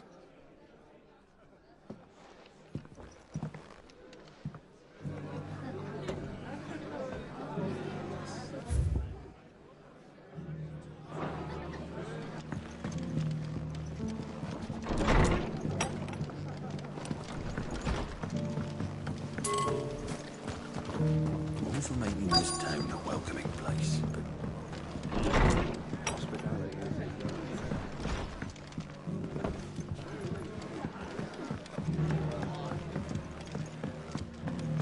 My Lord Marquis, it is you. Then you received my letter. I am Sebastian Rutherford, Chief Steward of your Lord Uncle's estate. Of course. We met once before. Yes, my lord. Thank you for coming. And what was so sensitive that you couldn't put it in writing? 1,000 apologies, my lord. I did not mean to offend. I merely... It's all right. Continue. I am here at Martha's Rest, at the behest of your Lord Uncle, tasked with learning what I am able of the realm's current state of affairs. And what I have learned is grim. The fall of the Mother Crystals has left Storm in a state of utter disarray. The subsequent darkening of the heavens has only made things worse. Akashic attacks, once unthinkable, are now commonplace. The gears of governance have ground to a halt, and without a steady hand on the tiller, the realm threatens to drift into utter chaos. Your Lord Uncle, however, believes there is a way to avoid this fate, and is determined to see it set in motion. That sounds like quite the undertaking. It is. Hence my having enlisted the aid of several colleagues serving the 7 high houses. Alas, I have lost contact with 2 of those colleagues already.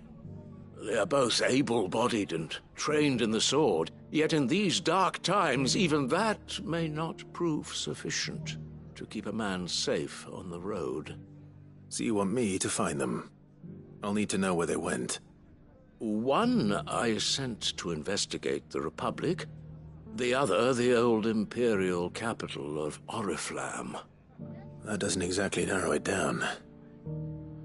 I suppose I'll start in Dalimil and work my way east. Thank you, my lord. I shall pray for your success and safety.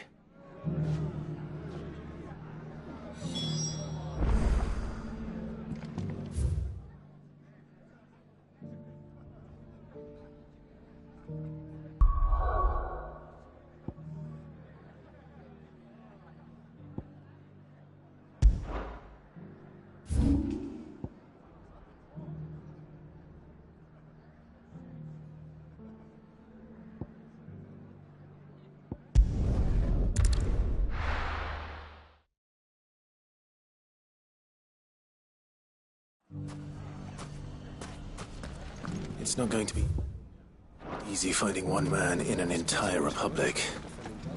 Let's hope someone here's seen something. Look what they've left us with. It shouldn't be too hard to find goods. Are the bad men going to come back? The gentlemen of the town guard are a strapping bunch.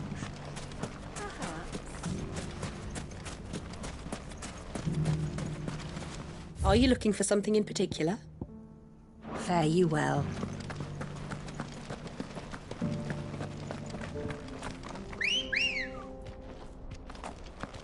Good girl.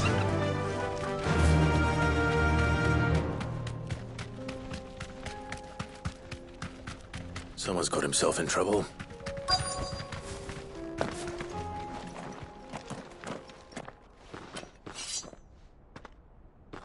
I don't see your master here, so you can start by giving us all the coppers in your purse. I already told you, I have nothing. Then maybe we'll take that pretty outfit and the steel you're wearing. Please! These men are trying to rob me! I'll deal with this. Thank you. You that one's master, then? If you'd kindly pay the coin he owes us, we can pretend you didn't draw your blade on Republican soldiers. Or you can go back to your garrison and I won't report you to your captain. Oh, you're more than welcome to. He hasn't had many visitors since we slit his throat.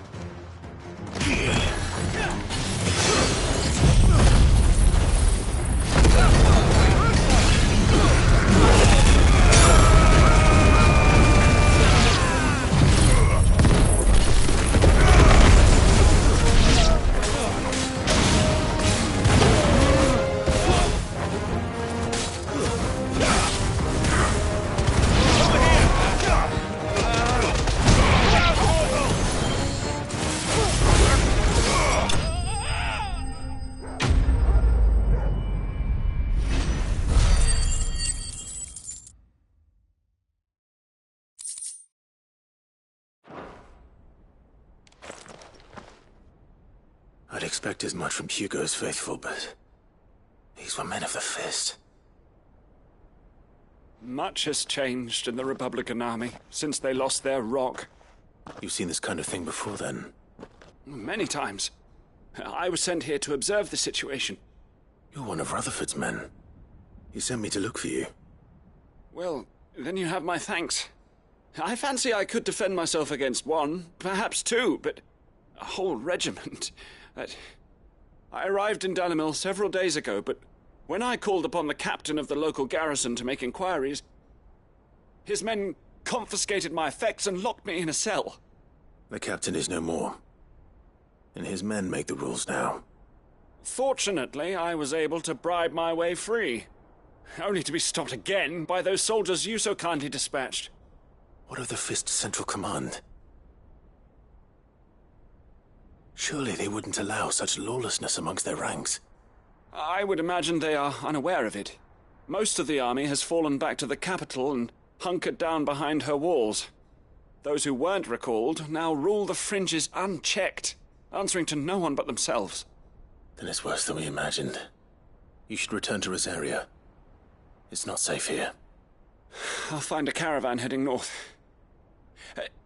You won't mind if I borrow one of these soldiers' coin purses?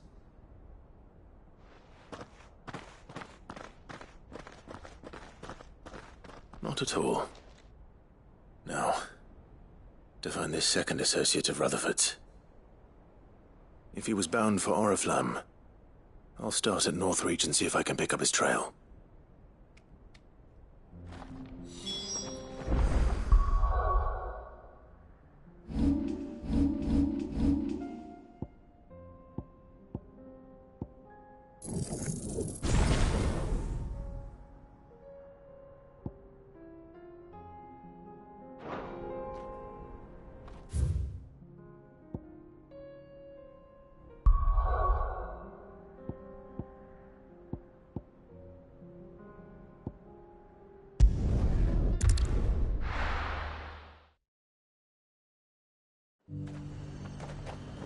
There's a lot of road between here and the capital. Rutherford's man could be anywhere.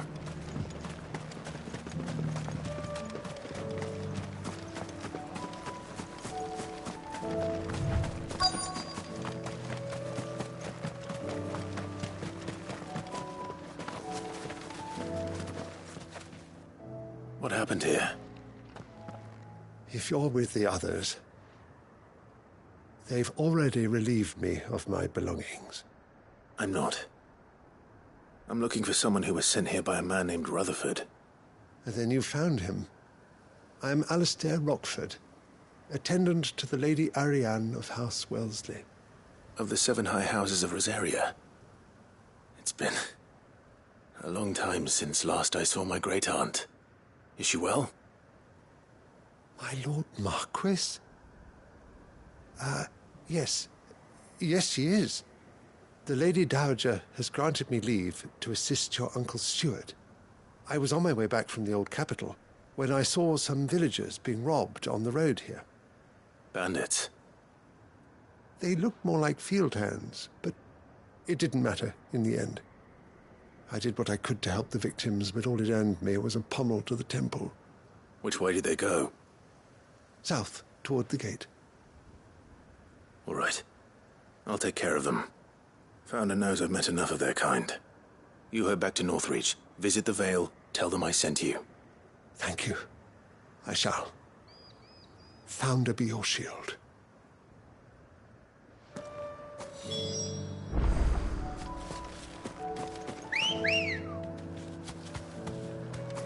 Come on. Run like the wind. They just couldn't resist, could they?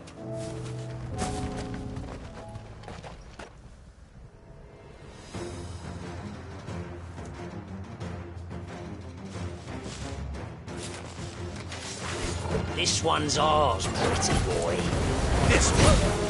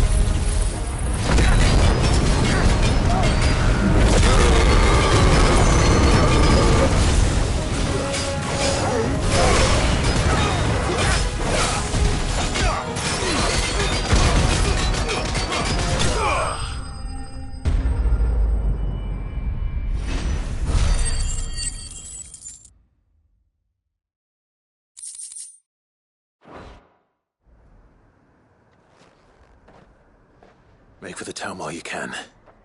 There may be more bandits nearby. You don't need to tell me twice. Many thanks, traveler. This looks to be all of them. I thought I told you to make for the Vale. And stand by as ill might befall the heir to the ducal throne. It's just Clive, and I'm fine. Which is more than can be said for you. I will survive. Strange that the garrison wouldn't intervene in such a brazen attack so close to their gates. The garrison have their hands full inside the city. Some days they don't even send out patrols. There are few hands left to work the fields, and even fewer to transport the grain. The market stalls are nearly bare, and the price for what remains is exorbitant. It's not uncommon to see a fight break out over a crust of bread. When I said the ones who attacked me didn't have the look of bandits, I meant it. They were probably just desperate. Rockford, listen to me. If you are to continue your investigation, you first need to seek the attention of a healer. Of course. I shall return to Northreach right away. But allow me to thank you first. Had you not happened along, Don't thank me. Thank Rutherford. It was he who sent me. I suppose he'll be wondering where I've got to. I shall send a pistolus as soon as I'm able. Good day.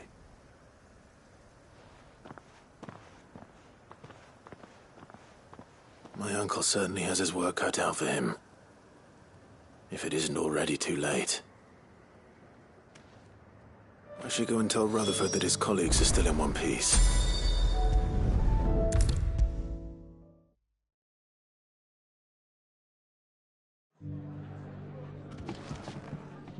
I see you're still here. The Rest's location affords a constant flow of traders, and with it, a constant flow of information. Speaking of which, I received word from both my associates. They have resumed their investigations, thanks to you. I only happened to be in the right place at the right time. They both seem to think the realm's prospects rather grim. I am afraid that grim would be putting it lightly.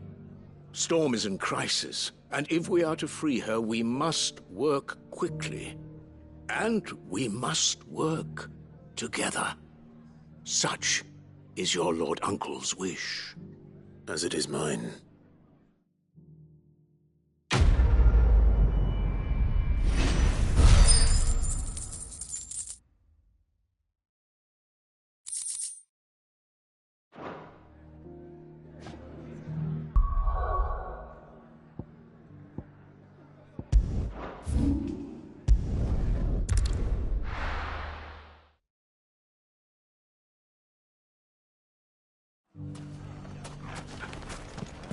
If all of us continue to work, even defending Dalamil, I foresee good things for this town. The bandits, maybe. Look what they've left us with. Mummy, are the bad men going to come back? The gentlemen of the town guard are a strapping bunch. Perhaps. But the gentlemen of the League of Merchants. Could be I know something more. What's it worth to you? Clive, listen! I found someone who says he's heard the rumours about Nan. Have you? Go on. Tell him what you told me. All right. It's like I said. A wizened old crone by the name of Karen's been selling steel to whoever'll pay her price, be they knight or knave. Says the more swords and spears she puts in people's hands, the more war they'll wage. And the more war being waged, the more call for swords and spears. And who will they all turn to keep them in steel? Why, the good Reaper herself. And you've seen this Reaper at work? Aye, it just so happens I have. You'll find her right here plying her trade most days. Here in Dalamil? Where exactly? She has a stall here in the market, but if you're not the patient type, you can probably find her at her storehouse on the edge of town. But it'd be a bolder man than me that braved that particular nest of vipers. Feeling bold, traveler? I hope so, for your sake. Now, if that's all, I have places to be. Sorry to have kept you. You don't think Nan's the Reaper, do you? Not unless she's discovered the secret of how to be in two places at once. Eh? What do you mean? Lady Karen hasn't left the hideaway in weeks. So who has been running this stall he spoke of? Good question. I'll go and have a look. And I'll visit this storehouse on the edge of town. All right, but be careful, Clive. You too, Goots.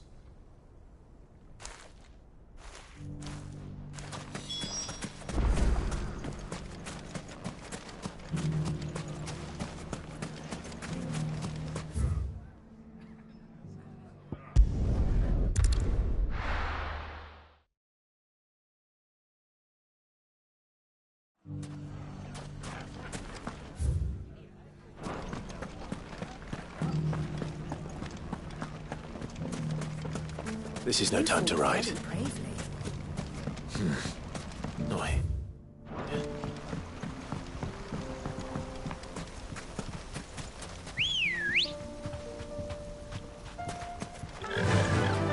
Fly, Ambrosia. Time to brave the Viper's Nest.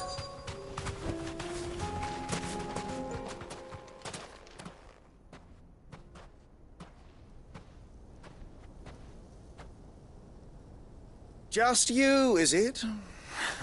Thought I might have laid it on a bit thick.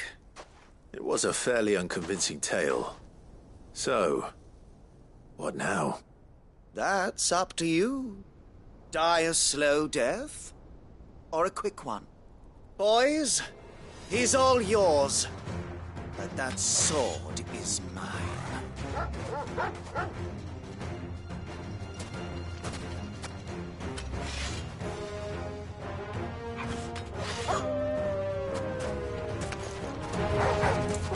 Leave now and we can pretend this didn't happen.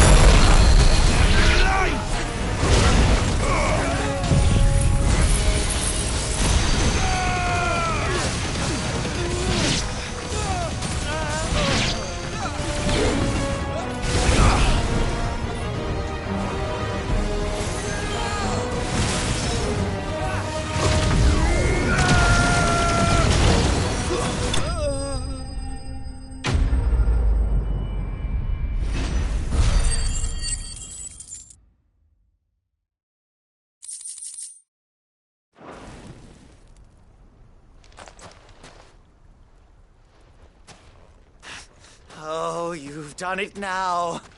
Go on. Tell me what I've done. When the Borgwyn finds out you've killed his men, he'll have your head.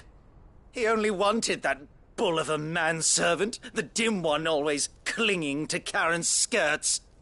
You weren't even supposed to be here. Who the hell are you, anyway? What were you going to do to him? The Borgwyn wanted him to get to Karen. I was only supposed to point the lamp in the right direction once he arrived in Dalamil. But then you turned up. Well, go on then. If you're going to end me, end me. You're not worth the effort. Now be gone, before I change my mind. Fucking coward! I need to find Goots. Right now.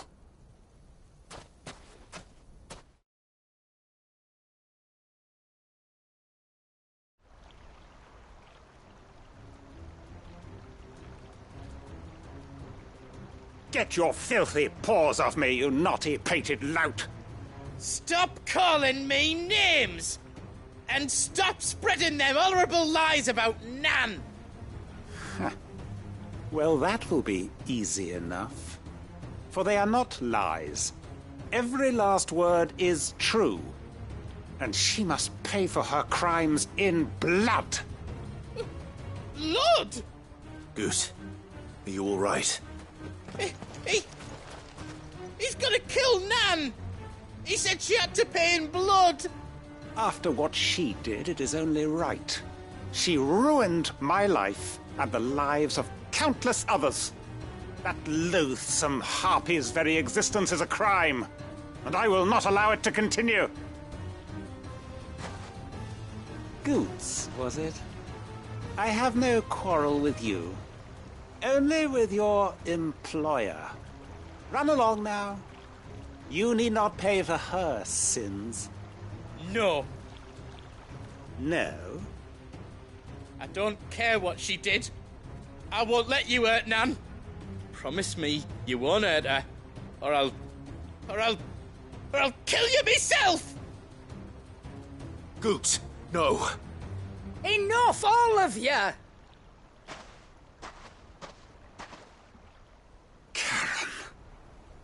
But how did you?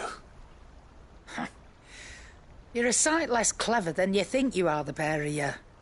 Did you think I wouldn't notice the two of you slinking off together? Well, the whole thing got me thinking, who in Dalamil might bear me a grudge? And a certain snivelling shit I ran afoul of in my fairy years came to mind. Though it was just Bogan back then, wasn't it? I thought the years might have taught you some sense, but I see you're the same pants-pissing craven you've always been. What was it we called you? Wet legs. You bitch! Everything that happened, it was all your fault! And now you'll finally pay for what you did to me!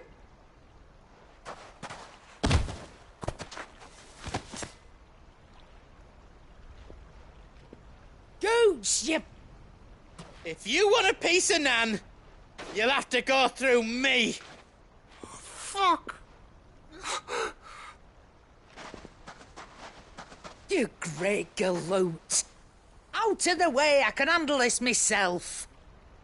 So, wet legs, you remember what you told me when we last met?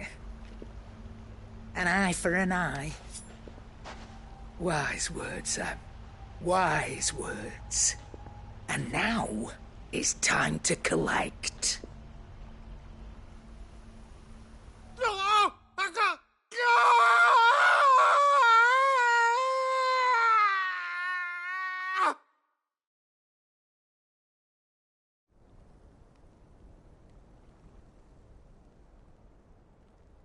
Sorry to keep you waiting. Is he... Dead? No. But I reckon he wishes he was. It ain't easy going through life one eye short of a pair. After all, I should know. You don't mean... Oh, don't tell me you didn't notice. Lost it to old Wet Legs back when we were working the same routes. Said I'd stolen from his strongbox. I'd done nothing of the sort, mind. But that didn't stop him taking his little revenge. So I took some of my own. Sorry, lost everything.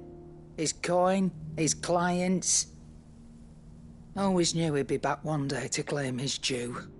But he crossed a line dragging poor Goots into this.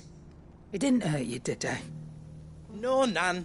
Still got all my arms, see? Legs too. But what if he comes back again? What if he does? First we take the other eye, then we work our way down. He'll learn his lesson soon enough. But something tells me the Wet Legs has learned it already. Right. Let's get you back to the hideaway. You've attracted quite enough attention already. Ta-ra, Clive.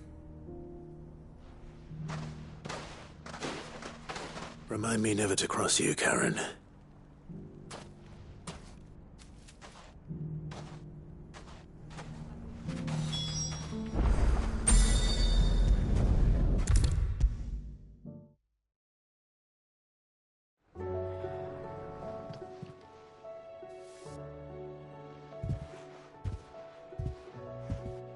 nothing like a dish of cold vengeance to foul the gut. I'm sorry, Nan. I didn't mean to make things worse. I just thought I had to protect you. Like you've protected me. Aye, well, someone had to. Your parents certainly didn't give a whit for your well-being. Reckon the both of us would be worse off if I'd not taken you on. You've always been me right eye, Goots. And I'd have you stay that way. So don't you dare go looking for trouble again. Well, I will. If you ever need help, I'll do it again and again, and you can't stop me. Why, you big lump. Fine. Play the hero if it makes you happy. Thanks, Nan.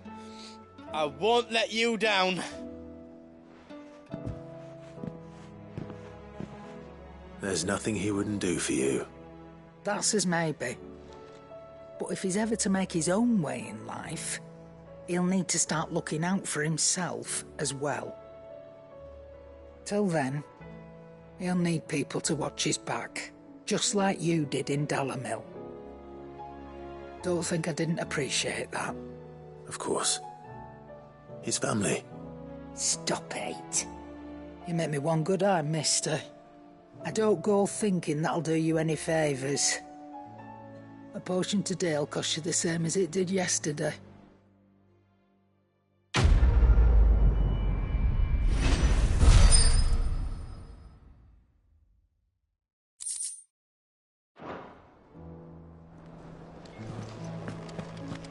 Did you see the pair that got hauled into tyres? Aye. All their fancy silks stained red.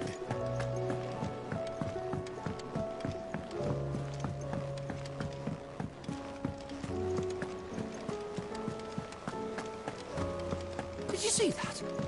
Tell me you saw that.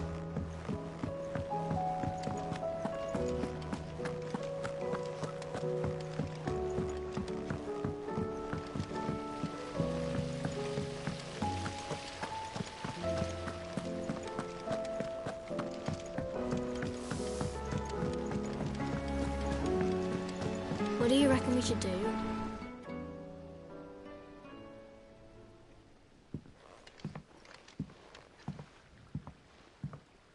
Sid!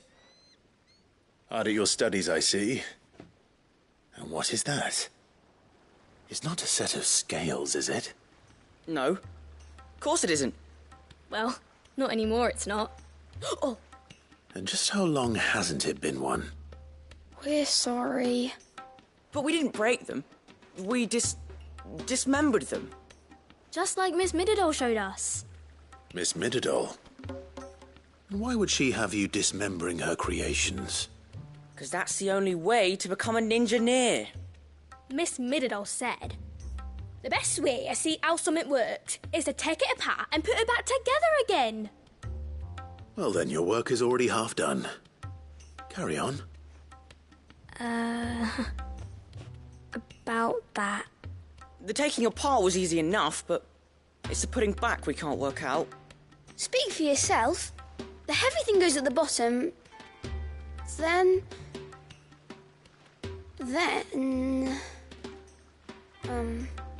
You three need to learn to take responsibility for your actions. So let's have a look at these parts with fresh eyes, shall we?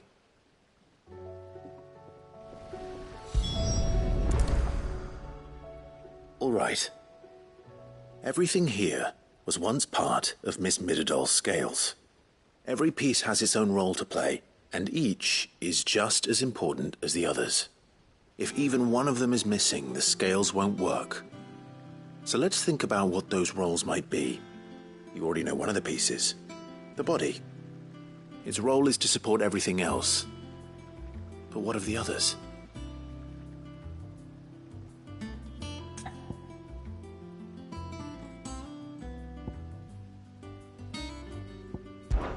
This is called the arm. Why do you suppose that is?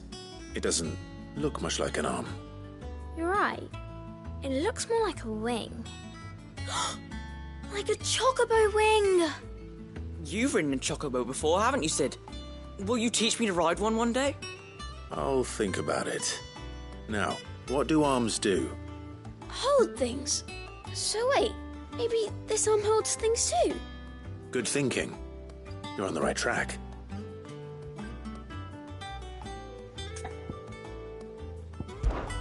This tiny piece is what's called a cogwheel, or gear. Have you ever seen one before? I have. Miss Middledale's dungeon is full of them. Most are on the floor. She puts them in all her inventions. They spin round and round and round and round and... That's right. They're very useful when you want to make things move. Do you remember if there was anything on the scales that moved? I remember the arm moved when I tried weighing an apple. And then somebody ate it. It's not my fault. You shouldn't have tried weighing it before lunch. We know what part's supposed to move and how it's supposed to move. So, let's put the pieces together first, see what doesn't move, and then stick the cogwheel to that. Not a bad idea. You see?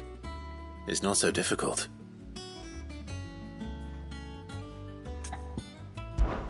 These round parts are called the pans. You all know what a pan is, don't you? I do. Molly uses them in the kitchens to fry bangers. But these aren't for frying bangers, you idiot. They're for weighing stuff. But what if I wanted to weigh Goots? I don't think he'd fit on that little thing. Probably not. What are the chains for? Holding the pans up? Well spotted. Which means something must hold the chains up in turn. So, now that we've taken stock of the parts and learned what they do, what do you think? I think we've got it. Then here's what we'll do. You tell me what goes where, and I'll put the scales together. Well, obviously you need to start with the body. All the other pieces fit onto it, don't they? And the arms go on the body, just like real arms. Or wings, if you're a chocobo. And then the arms hold the pans by the chains. Very good. Let's see if that works. There. All finished.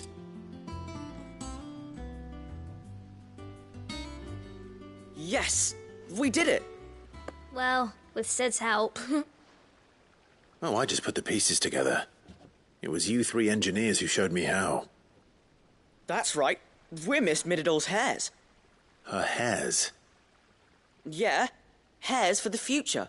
She's showing us her secrets now, so we can help out the hideaway when we're older. What do you think, Sid? Are we almost ready? With a little more help from Miss Middledale and Miss Shirley, I'd say it won't be long at all. You hear that? It won't be long. Until then, though, do try to be honest with Miss Shirley.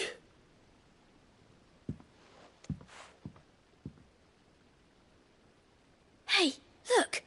We never used the cogwheel.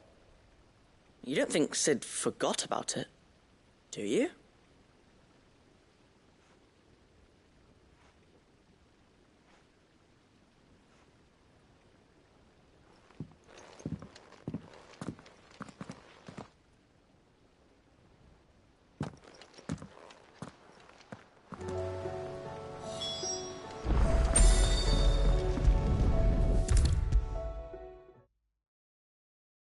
Is a storm coming, Sid? Will there be... Well, did you solve the mystery? It was as you thought. The children had the scales, or the parts of them at least. They dismantled them to see how they worked. Oh, no, Mid will have my head. Thankfully she won't. This might even have been her idea. Although I was the one who ended up teaching the lesson. I'm so sorry, Sid. I know how busy you are. I shall see that the children are properly punished. Please, there's no need. Mid seems to have taken the three of them under her wing. She's even calling them her heirs. She'd have them follow in her footsteps. And her father's. I see. Sid, do you know why Mid has been spending so much time at the hideaway of late? She told me it was because her studies have been interrupted by events in Canva. Is that not true? No, it isn't. The university offered her a commission. In exchange for full tuition, room and board, they asked her to oversee the design of several new war engines. To anyone else it would be an opportunity, but to Mid, who lost both her parents to war, it was a bitter pill. One she was none too keen to swallow. But that should come as no surprise. She's only ever cared about bringing people hope. The very last thing war can be said to do. Which explains her heirs. She's working to give them a better life. And so should I. What's the odd engineering lesson? Oh, you've given them far more than that. And I'm sure they're very grateful.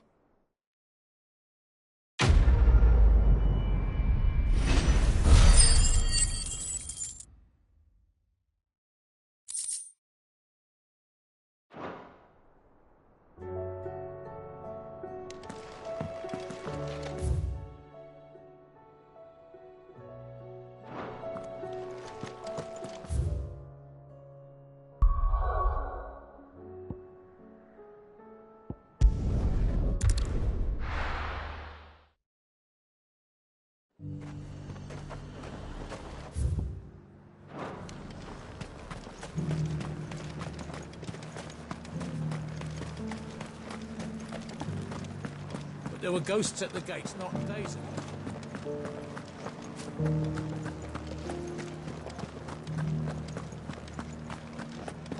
Those things I said before about not being able to fight.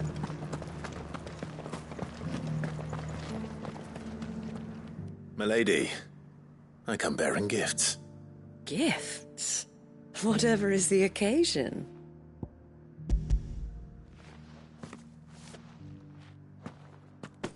Oh my. Clive, you really have outdone yourself. Otto asked me to give it to you. To settle the Hideaway's debt with the Veil.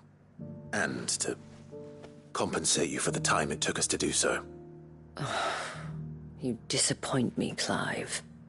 I thought you might finally be warming to me.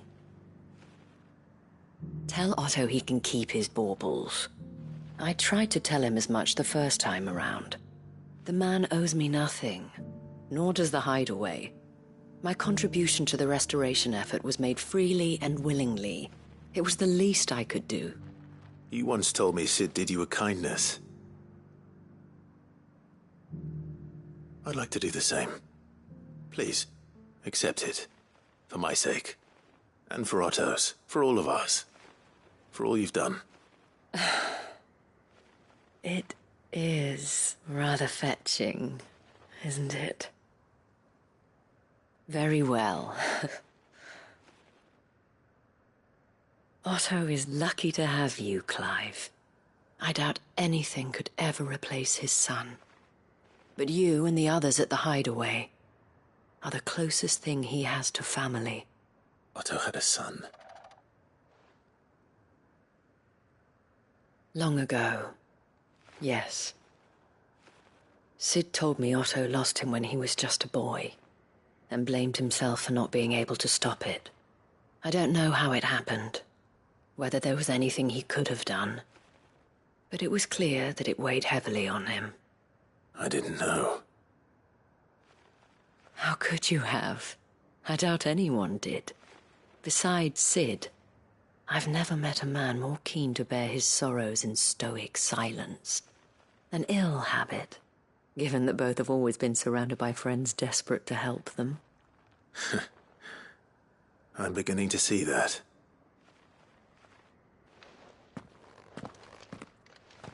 Go will want to know the stones were delivered. If he's still with us.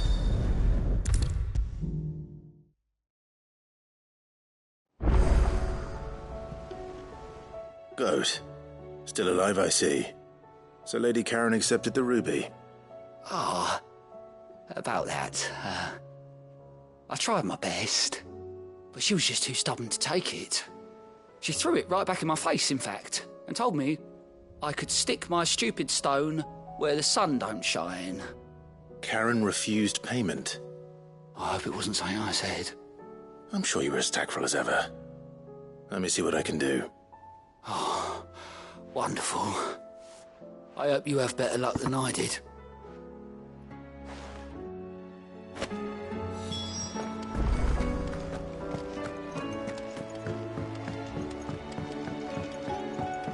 Did you see that?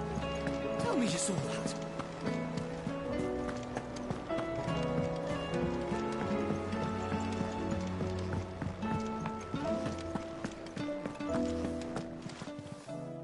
Lady Karen, Goad tells me you weren't happy with our offer. Would you prefer the debt was repaid in coin? What debt?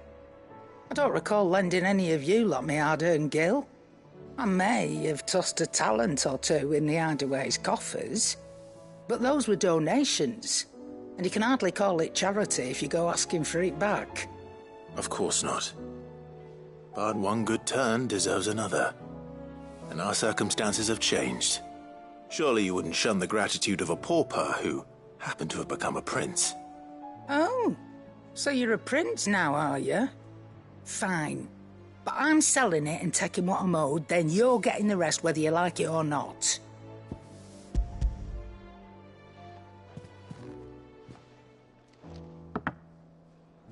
Where'd you even get this?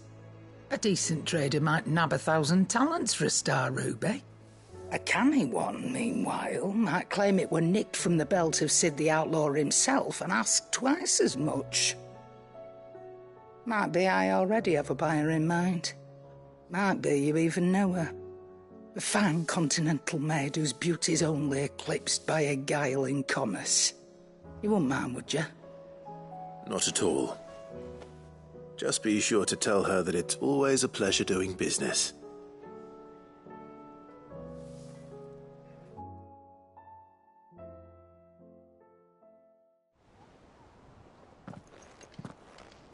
I hear you ended up delivering all 3 stones. Thanks to this lump. I sometimes wonder what I pay you for. Speaking of which, I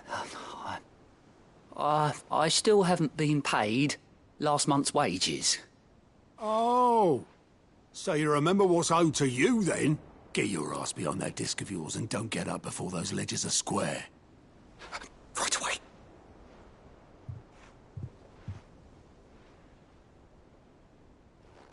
I've seen that before. You have, yeah. Plenty of times. It was the only goblet Sid ever used, either out of habit, or because the filthy sod couldn't be bothered to find a clean one. I knew so little about him. Like most people. Martha and the Dame both seem to have fond memories of him. I bet they do. How long did you know Sid before he... Before he died. 20 summers, give or take. Back in the day, I was a purser on a trade ship, which is where I met him. He bought passage to... I forget where. And having nothing better to do on the long nights, we set up drinking island rum till the morning bell dragged me back to my duties. Quit my post not long after that. On account of making a fine maiden's belly fat. But me and Sid stayed close, promising we'd one day sail the seas again. That was before fate stepped in and said she was having none of it. The magic woke inside my son soon after his first name day, and there was no hiding his knack. Couldn't you and your family have... My family were the ones who summoned the constable, wanted the monster taken away.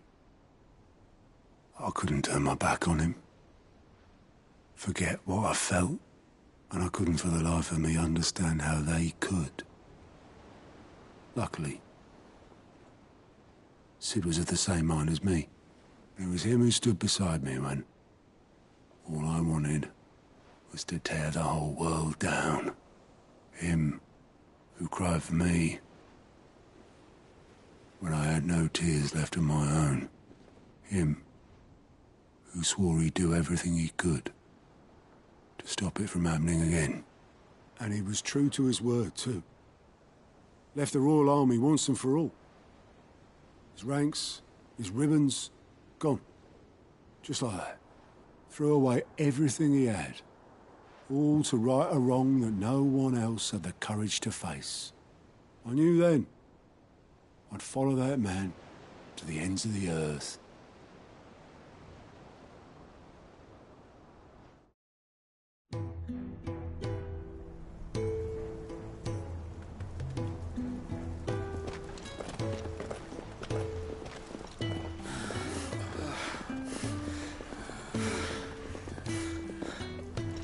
He was always too clever for his own good, was Sid. Saw the world for what it really was, while the rest of us were content to go along with the lie we were shown.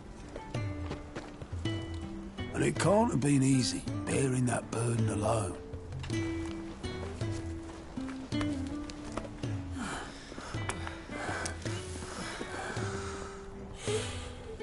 But he didn't let it stop him. He never lost faith in what he believed was right. And that gave us faith in him. Faith he'd steer us true. So I swore to myself that I'd always be right behind him, ready to catch the stubborn sod, if ever he should fall.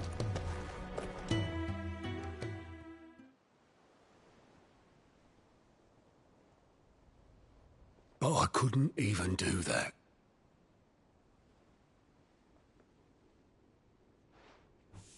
Ignore me. Just the ramblings of a tired old man. Leave that lot. I'll tidy it up in a bit.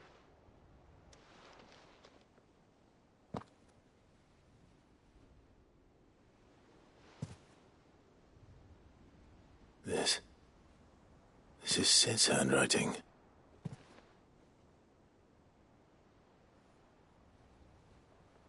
Dear Otto. I may be drunk, but I wanted you to know this place would be fucked without you. Love you, you grumpy old sod.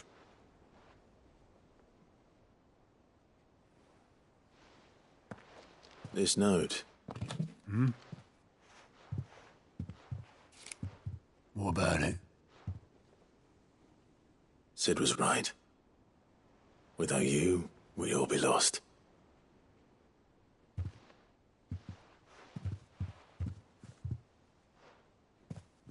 He should have bloody well said so then. Just once. Before he went. But then, why would he? Him, or anyone? I'd only have told him to piss off.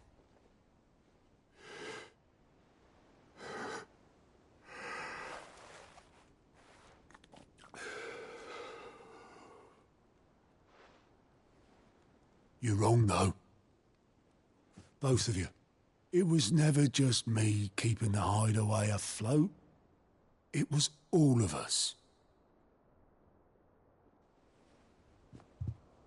I just shoved people in the right direction, and I barely seem to be able to do that anymore.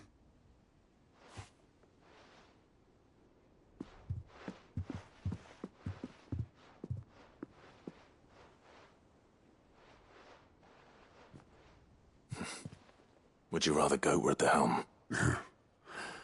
Well, maybe I've got a few more years left in me. I'm going to hold you to that, Otto. Before you go, Sid would have wanted you to have this. But that's... This'll do me just fine.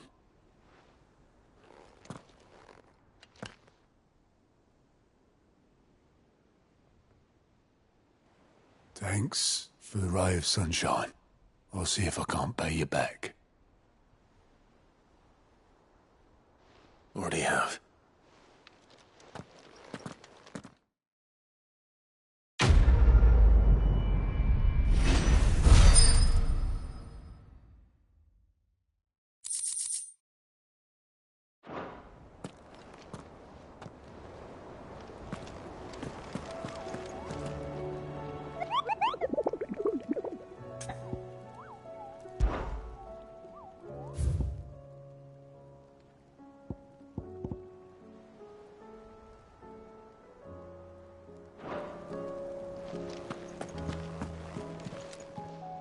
Welcome to the Patron's Whisper. Your benefactors are a generous lot. Here you are. All in good time, eh?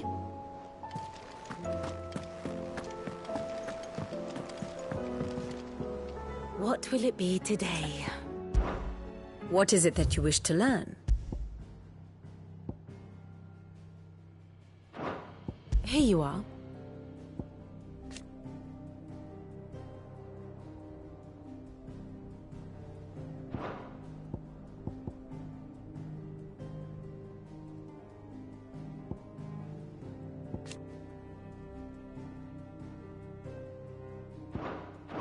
Very good.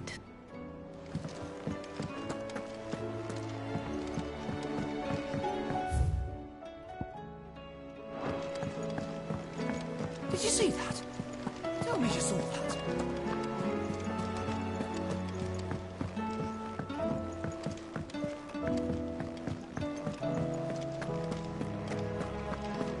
Did you see the pair that got hauled into tyres? Aye, all their fancy silks stained red.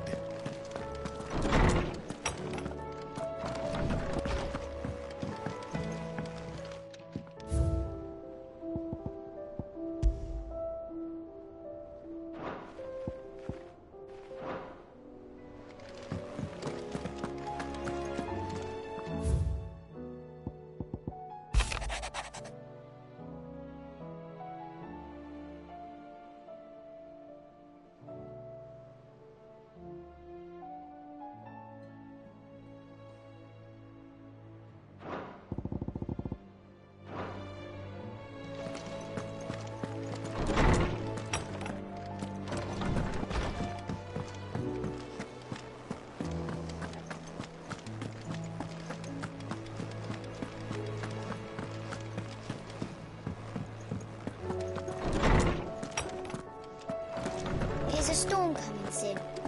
Will there be thunder? Lawsman Harpocrates, I've come to pick your brain if you don't mind. It's about the book you lent Ivan. Ah, Valisthea, A Culinary Pilgrimage, a classic. One of my favorites, in fact. The young man did a wonderful job with the Chance's stew. I do hope we shall be able to sample more such marvels in due course. That's actually why I'm here. I don't suppose you know where I might find skyworm livers and drake's mint. Ah, so the fabled Sandbrequois delicacy is next on the menu. Delightful. The descriptions of fried mortress never fail to make my mouth water. Now, skyworm is a somewhat antiquated name for the wyvern, their ground livers being the paste from which the mortress is made. Dragon livers. How very Sandbrequois. One would have thought the disciples of Bahamut would have a touch more reverence for their icon's brethren, but apparently not. I believe the specific dragon the recipe demands is the blueback wyvern, said to be the very color of the sea beside which it resides. So we know where to look for our liver. But what about the drake's mint? Saint's bonnet in contemporary parlance, a herb which grows along the North Reach coast. I gather that one can locate the cheerful yellow flowers by their heady scent alone, so I'm sure you'll have no trouble finding them. I may add that people once believed game was best served with the flora that sustained it in life, in which regard fried mortress of skyworm is undoubtedly a typical dish of the time. Meaning that if I find one, I find the other. To Northreach, then. Best of luck, Clive. And do save me a bite once the dish is complete.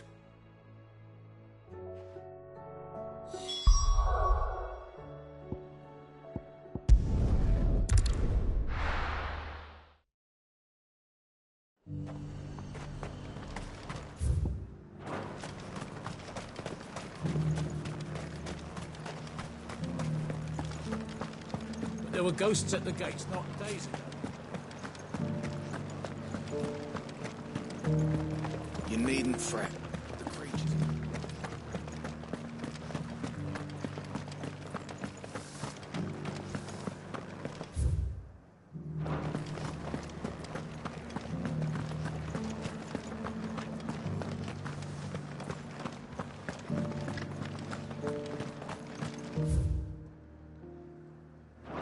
the meadows, then.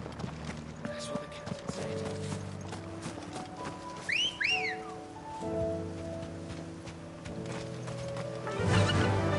Faster!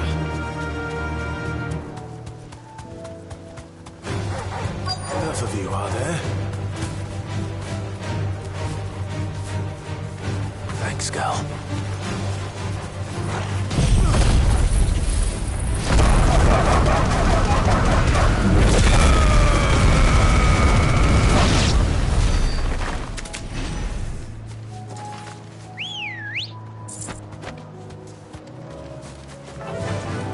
Run like the wind. Mokoti said I should be able to find what I'm looking for somewhere nearby.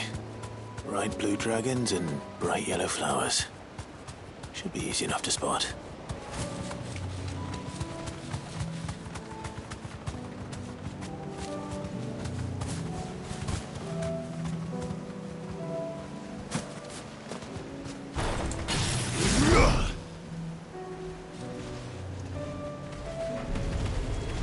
This must be our wyvern. All right. Let's get this over with.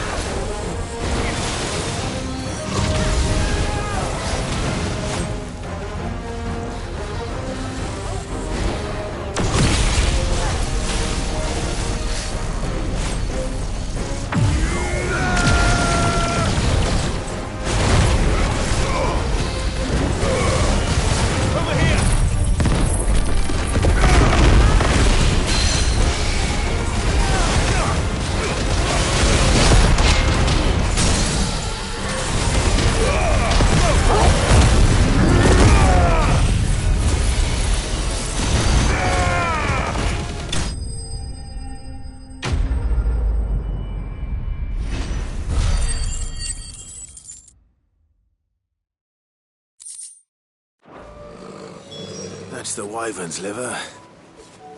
Now I just need to find the herbs. Bright yellow with a heady scent.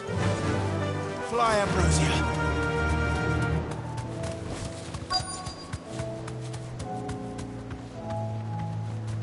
Straight home now.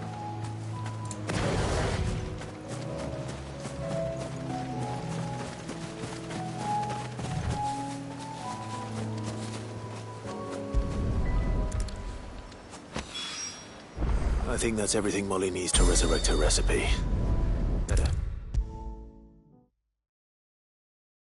Seems the hideaway's lost its appetite. So, did you have that word with Tomes then? I did, and he was as helpful as ever. He told me exactly where to look, in fact.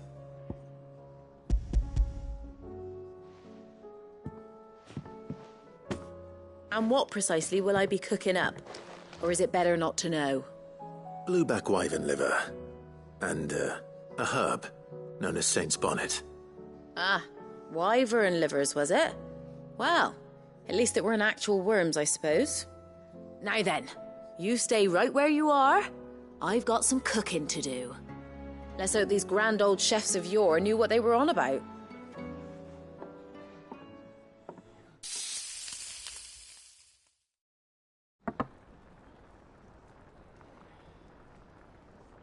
And here we have it. Fried mortress of skyworm. Ivan's offered to make sure it's fit for consumption. Well, I say offered. He as good as begged. And rightly so. Is there any higher honour than partaking in a slice of culinary history?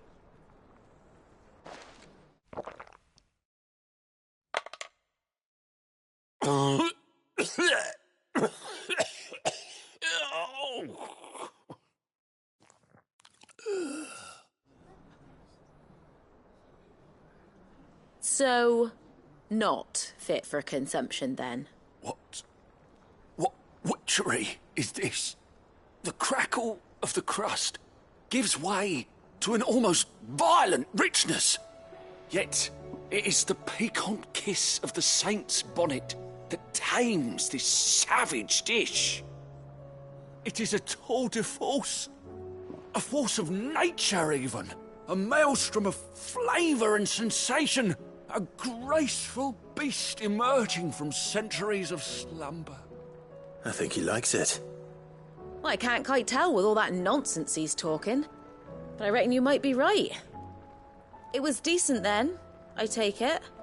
Decent? It's remarkable. And I defy any man to say a word to the contrary. Sid, might I suggest that you command a party of your finest men and women to procure a dozen blueback wyverns forthwith? I'll give it some thought.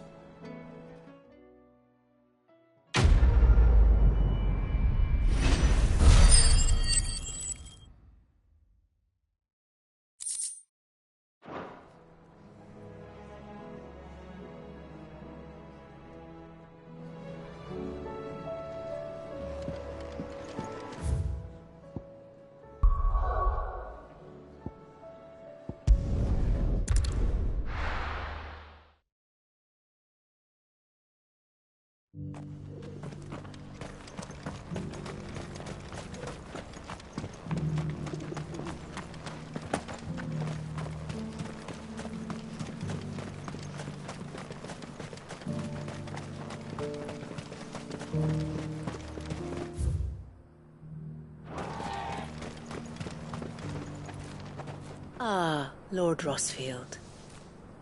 I'm afraid I cannot stay to talk. I must leave to collect the reports of our spies in the field. Now that you wear the Phoenix down, our brothers and sisters will no doubt reveal themselves to you too. Farewell, my lord, and may the Firebird's flame burn ever in your heart. The free cities under siege? Ambrosia won't help me here. Come on.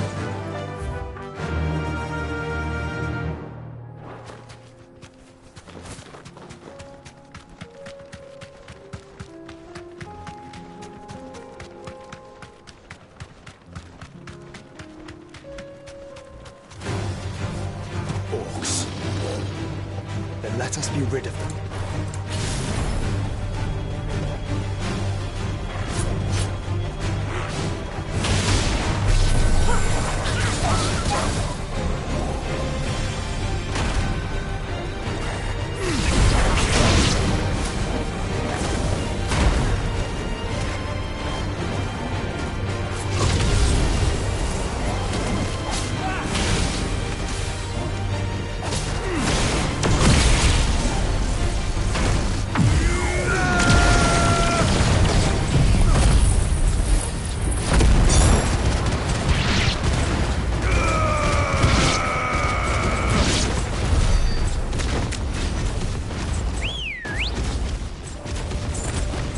Let's go.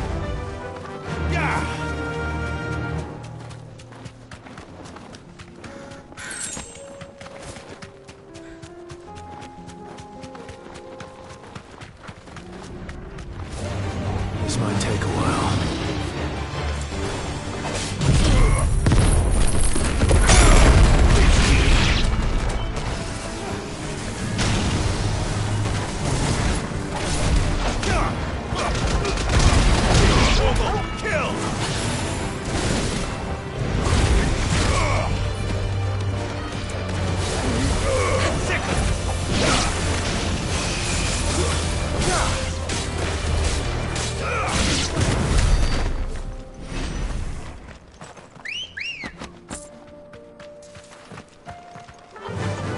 Run like the wind.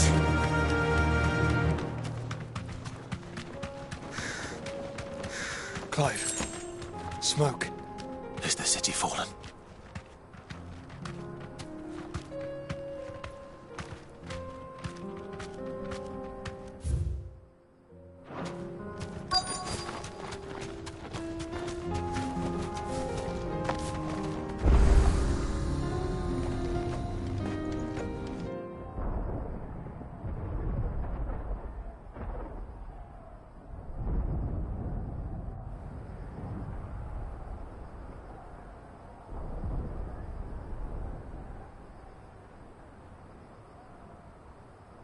The free men are still holding their own, then. Do we have any idea where Gav and the others might be? There's a warehouse near the docks where we agreed to meet if there was any trouble. We should hurry.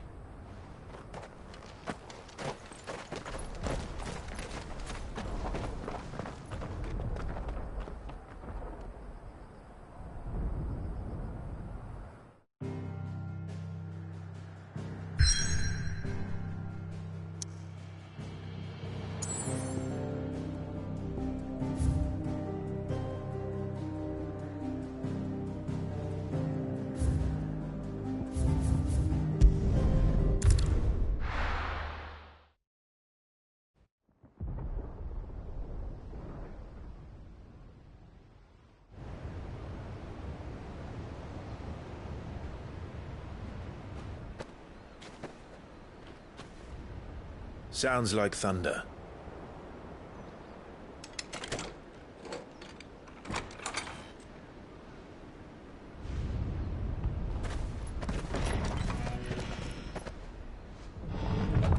You're late.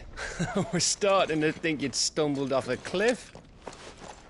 I seem to recall that was you, Gav. Good to see you. Any trouble on the road? Nothing we couldn't handle. I knew you'd come. Is that who I think it is? Yes.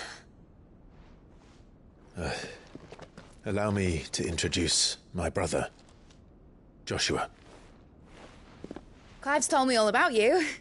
Or even listening most of the time. Name's Midadol, but everyone calls me Mid.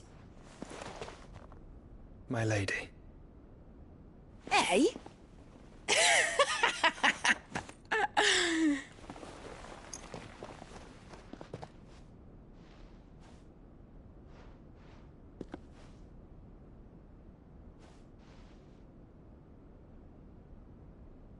My boy. Uncle Byron. It's really you. I never thought I'd see the day.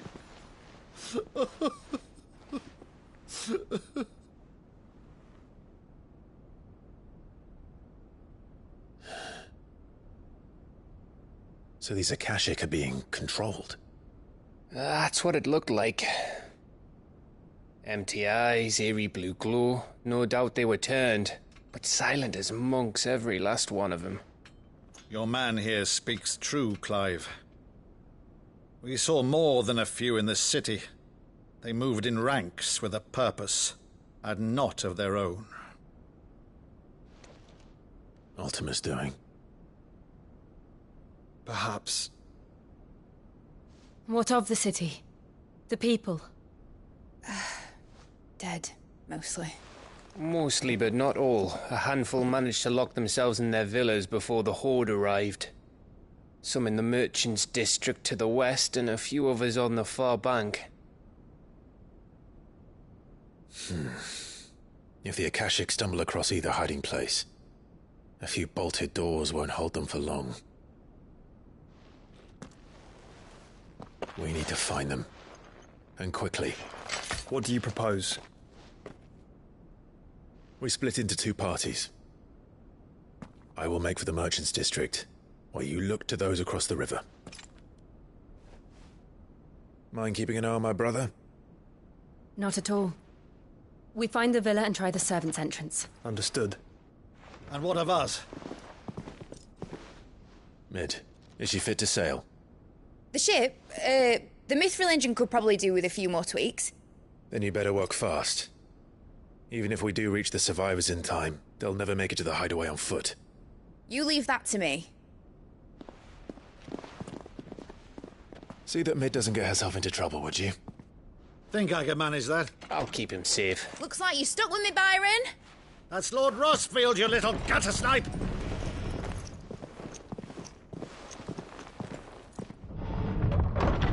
Shall we then?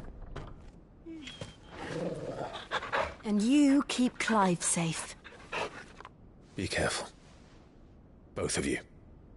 You too.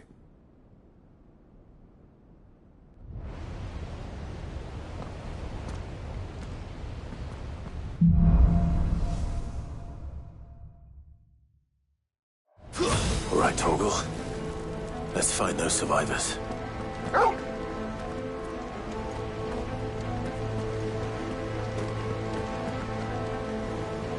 They don't stand a chance against those things.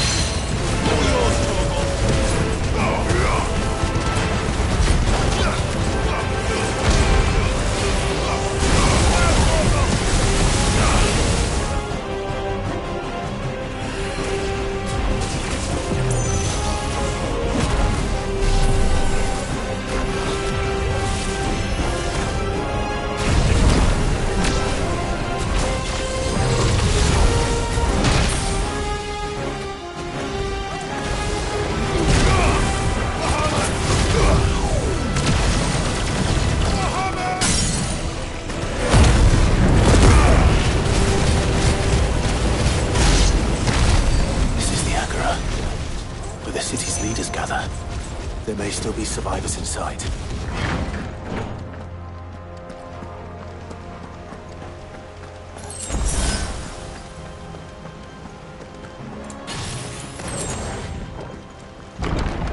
Where are they?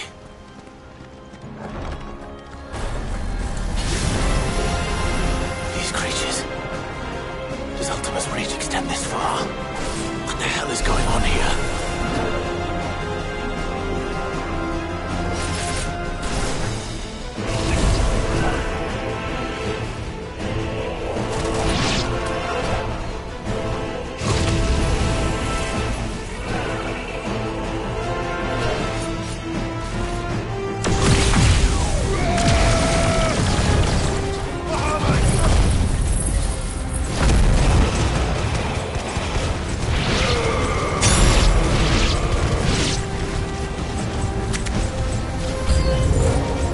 Where is your master? What does he want? This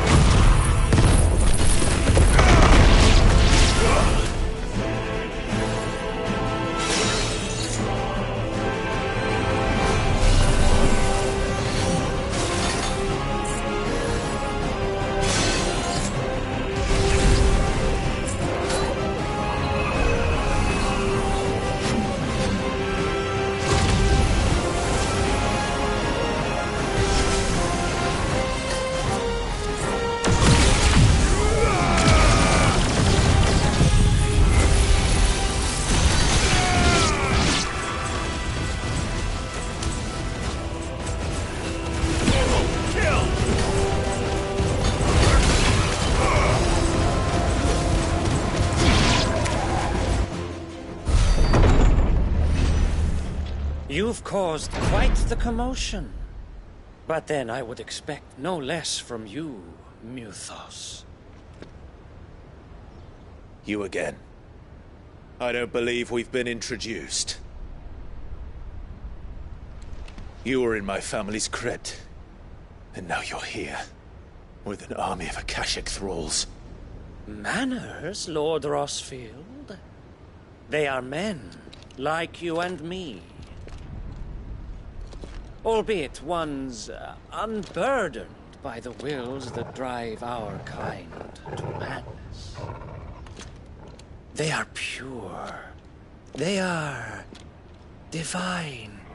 What?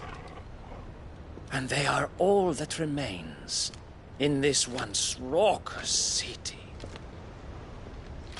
You'll pay for what you've done. As you wish. I confess I have been very much looking forward to this. Pardon me this indulgence, Your Majesty. The vessel shall not be spoiled.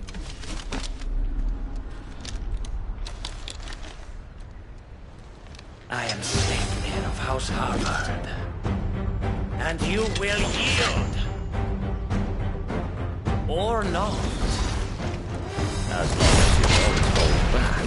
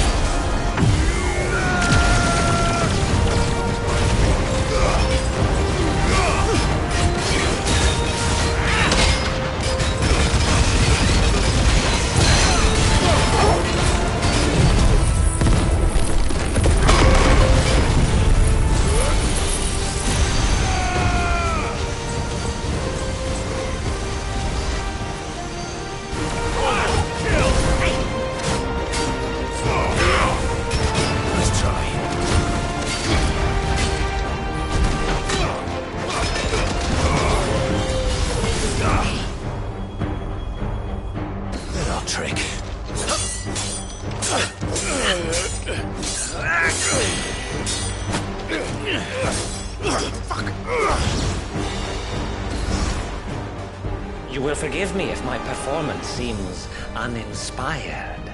It is just that I expected so much more from our chosen one. Perhaps this will kindle your flame? What now? A gift from my liege lord's armory. Gungnir. Watch closely, Mythos.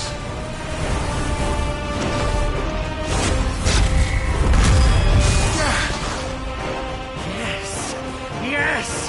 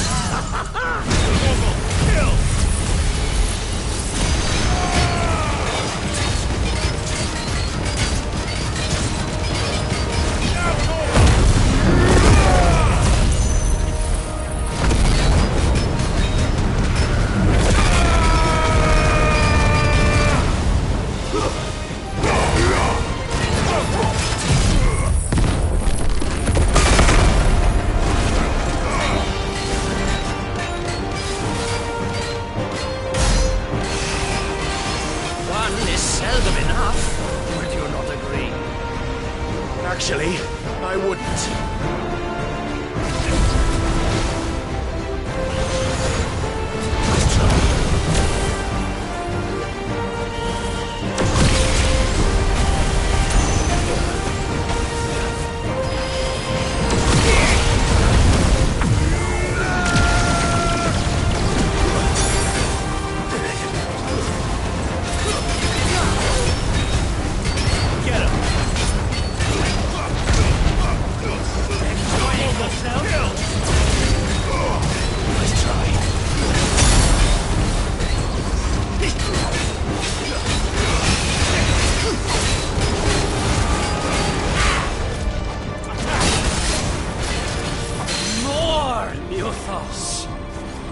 Give me more! More! Stop!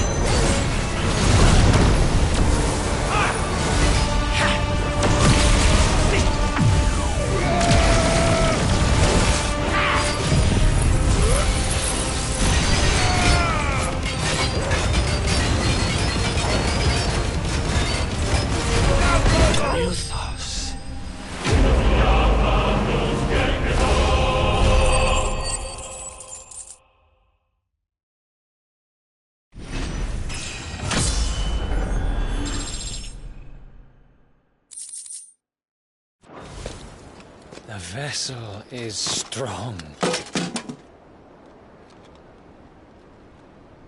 My liege.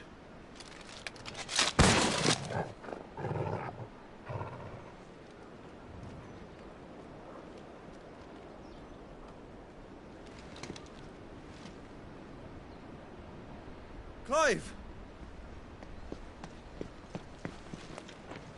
You're all right. As are you, I see. We are, yes. I'm sorry, but we couldn't save them. It was over before we arrived. Well, you did what you could. I fear we were all too late. What's wrong? Nothing. I hope.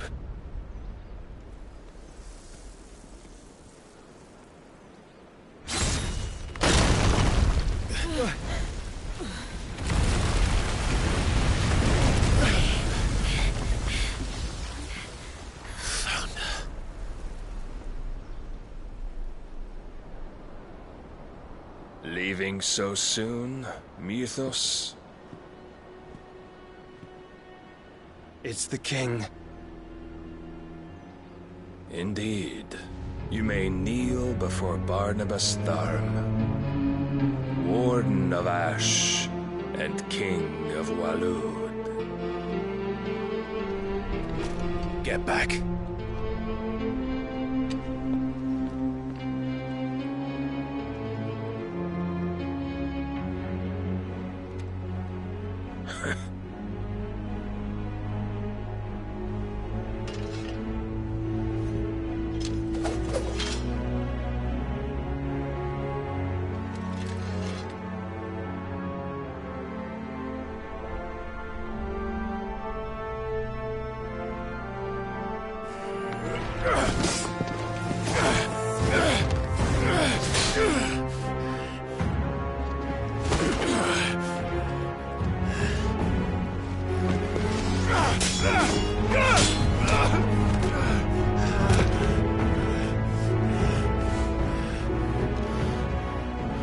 Wild and impetuous.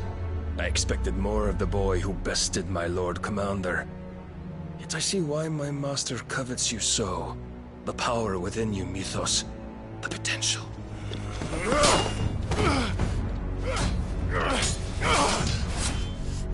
Stop calling me Mythos. But Mythos is everything. The cornerstone of all creation. The Lord's vessel. Your purpose.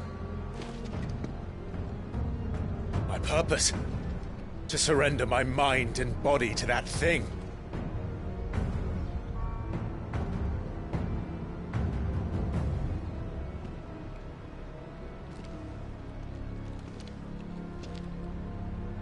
No, Your Majesty. My purpose is my own. I made a promise to my friends, to my people. And nothing is going to stand in my way. You would allow this delusion of free will to bar your path to greatness?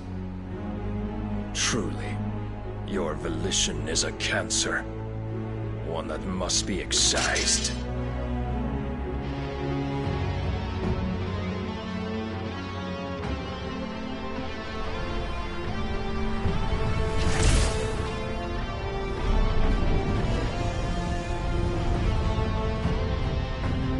Try it.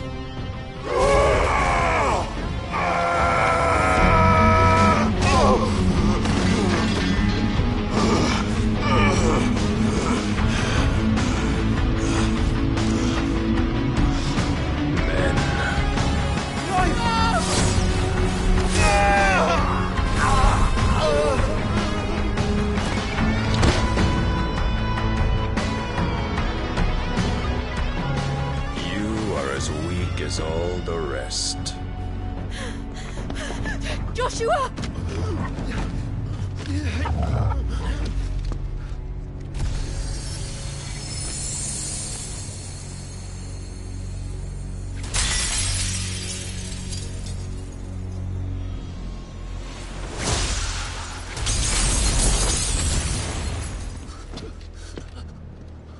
Oi!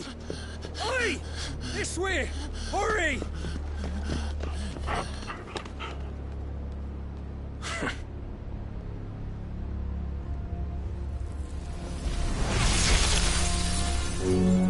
Power beyond reckoning, and they use it as a crutch. Such a waste.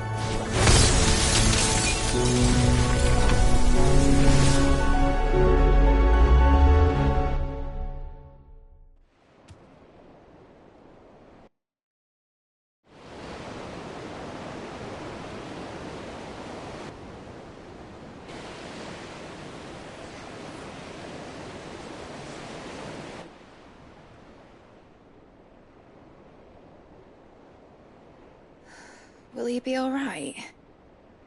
The phoenix can mend flesh, but the spirit must recover on its own.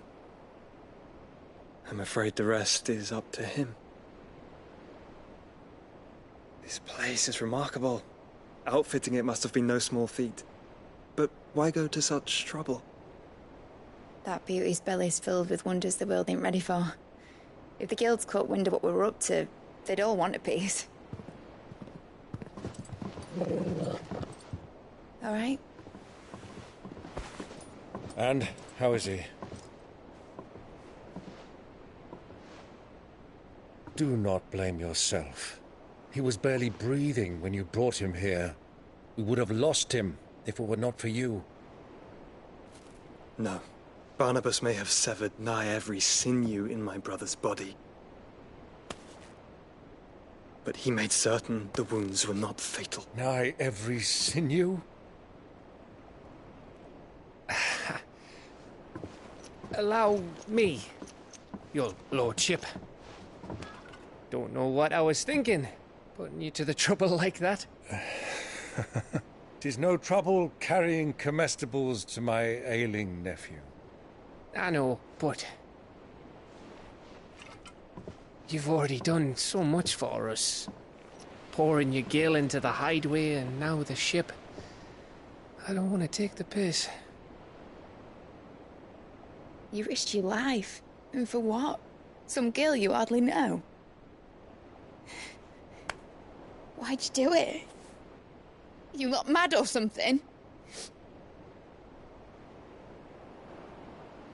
I wouldn't go that far. Clive! You're awake, my boy. Oh. All I want to do is help. And the world won't save itself. It was Sid. Your father, who taught me that. Sounds like him. Don't you dare do that again. What of the Royalists? Fucked off, the lot of them, along with the galleon. With the king on board, no doubt. The Iron Hair wouldn't sail without him. Clive. Jill didn't come back. What do you mean? She kept the king busy while the others dragged you out. It's all right, Mid. Jill is fine. The ether of her icon endures. And as long as it does, we can be certain she is alive.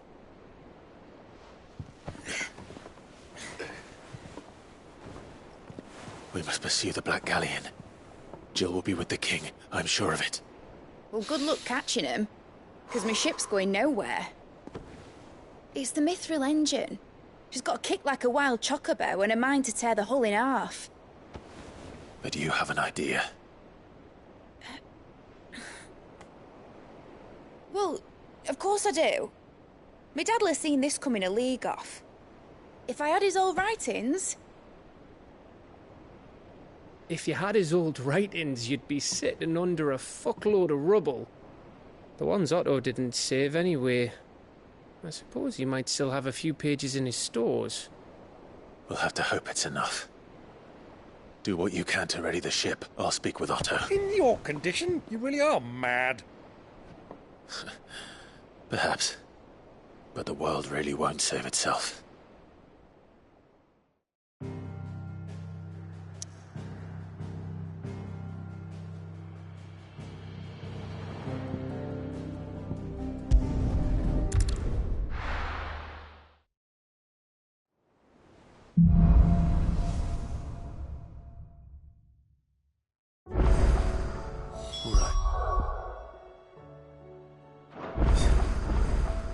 Gav said that Otto might know something.